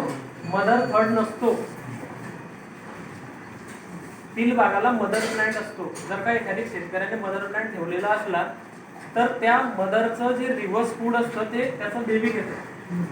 म्हणून येणारे रोग, येणाऱ्या सगळ्या परिस्थित्या तो समतोल ठेवतो आणि त्याच्याकडे येणारे डिसीज जे असतात त्याला लढायची क्षमता चांगली असते. म्हणून 4 सायकलचा आलेल्या रोगांना लढण्याची क्षमता जी असते अदरवाईज पेक्षा चांगली असते. येत नाही असं नाही आहे बरं का. जसं एवढ्या व्यक्तींमध्ये जर का कोरोना एखादीला झालेला असला तर जो ज्याची इम्युनिटी पॉवर कमी आहे, ज्याला हे आहे त्याला लवकर घेऊ. परंतु आपण सावध होऊन जाणार की बाबा इथं झालं, आपण प्रिकॉशन घ्या. तर तसं त्या रोपांमध्ये होतं, या गोष्टी होतात. पण तुम्हाला जर का 2 ते 3 वेळा कटिंग घ्यायची आहे तर रेवा जी9 लावा. तुम्हाला जर 5 ते 6 वेळा कटिंग घ्यायची आहे तर रेवा प्लस लावा. बेस्ट रिझल्ट आणि चांगली क्वालिटी. पूर्ण 100 फॉलो करा. मार्केट रेटपेक्षा किती भाव जास्त माल कापतो? मार्केट रेट नुसार कसा जास्त नाही. बोर्ड रेट जो आहे, आपली जी थीम आहे, केडी कटिंगला एक थीम आहे बघा. आजच्या कंडिशनला जर का बोर्ड रेट आज 1320 रुपयाचा आहे काहीतरी, तर 1320 रुपयाचा बोर्ड रेटला काय पाहिजे तर मी तुम्हाला 1320 रुपये देऊ शकतो. तुमच्या घडाला जिथं झाड आहे, जेवढे पंजे तुम्ही ठेवलेले आहे तेवढे तुमच्या पानांची संख्या असली पाहिजे. 8, 1 डाग सुद्धा नको त्याच्यावर. त्याच्यापेक्षा जास्त असतं ते एकदमच पिवळ. हा पहिला प्रश्न बरोबर. आणि 10 पानं जर असली आणि तेवढे पंजे जर असले तर दुसरी, तुमच्या केळीला वाढा असला पाहिजे. कमीत कमी खालच्या पंजाचं केळ 7 इंचाचं असलं पाहिजे, 6.5 ते 7 इंचाचं. तिसरी गोष्ट, तुमच्या केळ्यामध्ये चिलिंग नको असली पाहिजे. चिलिंग जरी म्हणतो ना आपण, चिलिंगचा प्रकार चिलिंग जास्त नको आली आहे. पाहिजे. तो जास्त आहे. हा बरोबर, चिलिंग नको पाहिजे. केळं पूर्ण घड प्रॉपर भरलेला पाहिजे. कुठे कुठे असतात ना वरचे 4 म्हणजे चांगले भरलेले असतात, खालचे डुबरेच राहून जातात. परिपक्वता नसते, अनमॅच्युरिटी नको असली पाहिजे, या गोष्टी नको पाहिजे. तर त्या नॉर्मला जर तुम्ही पुढे गेले तर मग आम्ही तुम्हाला अपेक्षेपेक्षा 100 रुपयाने ज्या काही त्या टायमाच्या ज्या काही ह्या आहेत क्रश ज्या आहेत त्याच्यानुसार मग तुम्हाला रेट देतो. त्यांना 200 रुपये जास्त 1320 भेटलेले. रुपये भाव होता, आपण 1351 ने गाडी काढली. 200 रुपये जास्त भेटले दिनकर पाटलांना बोर्ड भावापेक्षा. भाव आपल्या हातामध्ये नाही, आपल्या हातामध्ये केळीला खर्च करायचा किती हा आपल्या हातामध्ये आहे. आज जे भाव आहे, आज कुठे आजच्या 1 वर्ष आधी वाटलं असेल एप्रिलमध्ये केळी लावलं की आपल्याला एवढा भाव मिळेल, नाही मिळत. कारण आपल्याला मार्केटचा रेशो नाही मिळेल. आपल्याला केळी कमी खर्च करून कसं उत्पादन काढता येईल आणि चांगल्या प्रतीची केळी, मग तो रेट काही असू शकतो मार्केटचा, आणि मार्केट आपल्या हातामध्ये नाही. हा 18 एक्सपोर्टला 17-18 आहे. आपल्याकडे जे आहे ते 13-14 पर्यंत लास्ट आहे. 1421, 1450, 1351, 1320, 1251 असे भाव आहेत. पण रेट त्या गोष्टी आहेत ना. आणि सगळ्यात महत्वाची गोष्ट काय आहे की गाडी तुमच्या एकट्याच्या शेतामध्ये भरली पाहिजे. ठिकाणच्या मालाला रेट देता येत नाही, कारण त्या गाडीचा रेट वरती तयार होतो. ही तिसरी फार मोठी आवश्यक गोष्ट आहे की गाडी तुमच्या एकट्याच्या शेतामध्ये भरली गेली पाहिजे. तरी सुद्धा मग त्याच्यात सुद्धा रेटचा फरक पडतो. तर सुरुवातीच्या पहिल्या चलनला तर नाही होऊ मग शकत, पहिल्या चलनासाठी आणि एंडिंग पण नाही होऊ शकत. पहिल्या चलनासाठी आणि एंडिंग साठी सांगतोय मी तुम्हाला, समूह. ग्रुप पाहिजे, तुमचा समूह झाला पाहिजे. ग्रुप पाहिजे. तर तुमच्या एका गावामध्ये 50,000 केळी लागते, किती एक 15-15 हजारचा क्लस्टर करा ना. नियोजन मध्ये राहा. 5 व्यक्ती घ्या की मी 10 एप्रिल ते 20 एप्रिल लावतो, बाकीचे घ्या 20 एप्रिल ते मी 1 मे पर्यंत लावतो, त्याच्यानंतरचे 10 व्यक्ती. ग्रुप पाहिजे म्हणजे बा. तो ग्रुप जर झाला तो तुमचं एप्रिलचं पहिलं तो मे वाल्याच्या पहिल्या सोबत कापेल, बरोबर. झालं मॅच. होतं ना मॅच, काय नाही होणार, होऊन जाईल सगळ्या गोष्टी. तर त्याच्यासाठीच ते होतं. आणि क्वालिटी सारखी येणार. आम्ही सुद्धा बोलू शकणार नाही की यांचं उद्देश आहे तुमचे बेस आहे. पण त्याच्यानं कसं आहे सर, काही शेतकऱ्यांना अडचण जाते. आता आळावला व्यापारी आहेत त्यांच्याकडून ते आळावचे व्यापाऱ्यांना शेट माझी 5,000ची लागवड आहे, मला आज 50,000ची गरज आहे. मस्त द्या ना. बघा 50,000ची जरी गरज आहे, जर तुमच्या शेतामध्ये क्वालिटीचा माल आहे तर शेट काय करणार? शेटला सांगा ना मी क्वालिटी बनवलेली आहे. जर का 10 व्यक्ती येऊन जर का मालाची क्वालिटी चेक करून जात आहे, ठीक आहे, तुमच्यावर ह्या वर्षी तुमच्याकडे पैसा न होता, सगळ्या गोष्टी न होत्या, पण तुम्हाला तर तुमचं हे वाटेल ना की गर्व वाटेल की मी चांगला माल बनवलेला आहे. यावर्षी 200 कमी घेतलेले ठीक आहे, पुढच्या वर्षी नाही घेणार. त्याचा लगेच किल्लू ठेवा ना बाजूला. कशाला शेटचे पैसे झाल्यानंतर दुसऱ्याला बोलवा. नाही तर ज्याच्याशी डील करताय त्याच्याकडनं सांगायचं गाडी कटली की पैसे ते मी शेटवरला देऊन देतो 50,000. काय त्याच्यामध्ये? नाही, तसं विषय नाही की काहीतरी लग्न म्हणा, मुलीचं म्हणा, मुलाचं काही शेतकरीला अडचण नाही, येते. मी म्हणतोय ना, होतेच, प्रत्येकालाच अडचणी असतात. आणि एकही शेतकरी असा नाहीये बिचारा की त्याच्या 7-12वरती काही लिहिलेलं नाहीये, प्रत्येकाच्या याच्यावरती लिहिलेलंच आहे. पण आपल्याला शेतकऱ्याला खर्च कमी करून चांगलं उत्पादन करावं लागेल. म्हणजे व्यापारी जो घेणार आहे ना त्यांना पण एक वेळा बसवा की दादा तुम्हाला खरोखर यार आपको कैसी क्वालिटी लगती है, आप मुझे एक बार बताओ, वो सही की बता देगा. वो ही परेशान है कि 3 लोगों के आप में समझाओ कैसे कि ये नहीं सुनता है 5x5 है 4x4. वो बोलता मेरे पास तो पैसे ही नहीं है, मैं केला लगा दूंगा, छोड़ दूंगा, बोल दिया. असे भी काही लोक असतात. तर ते एकत्रीकरण कशासाठी? हे एवढे लोक जुळते म्हणजे साधी गोष्ट नाहीये काका.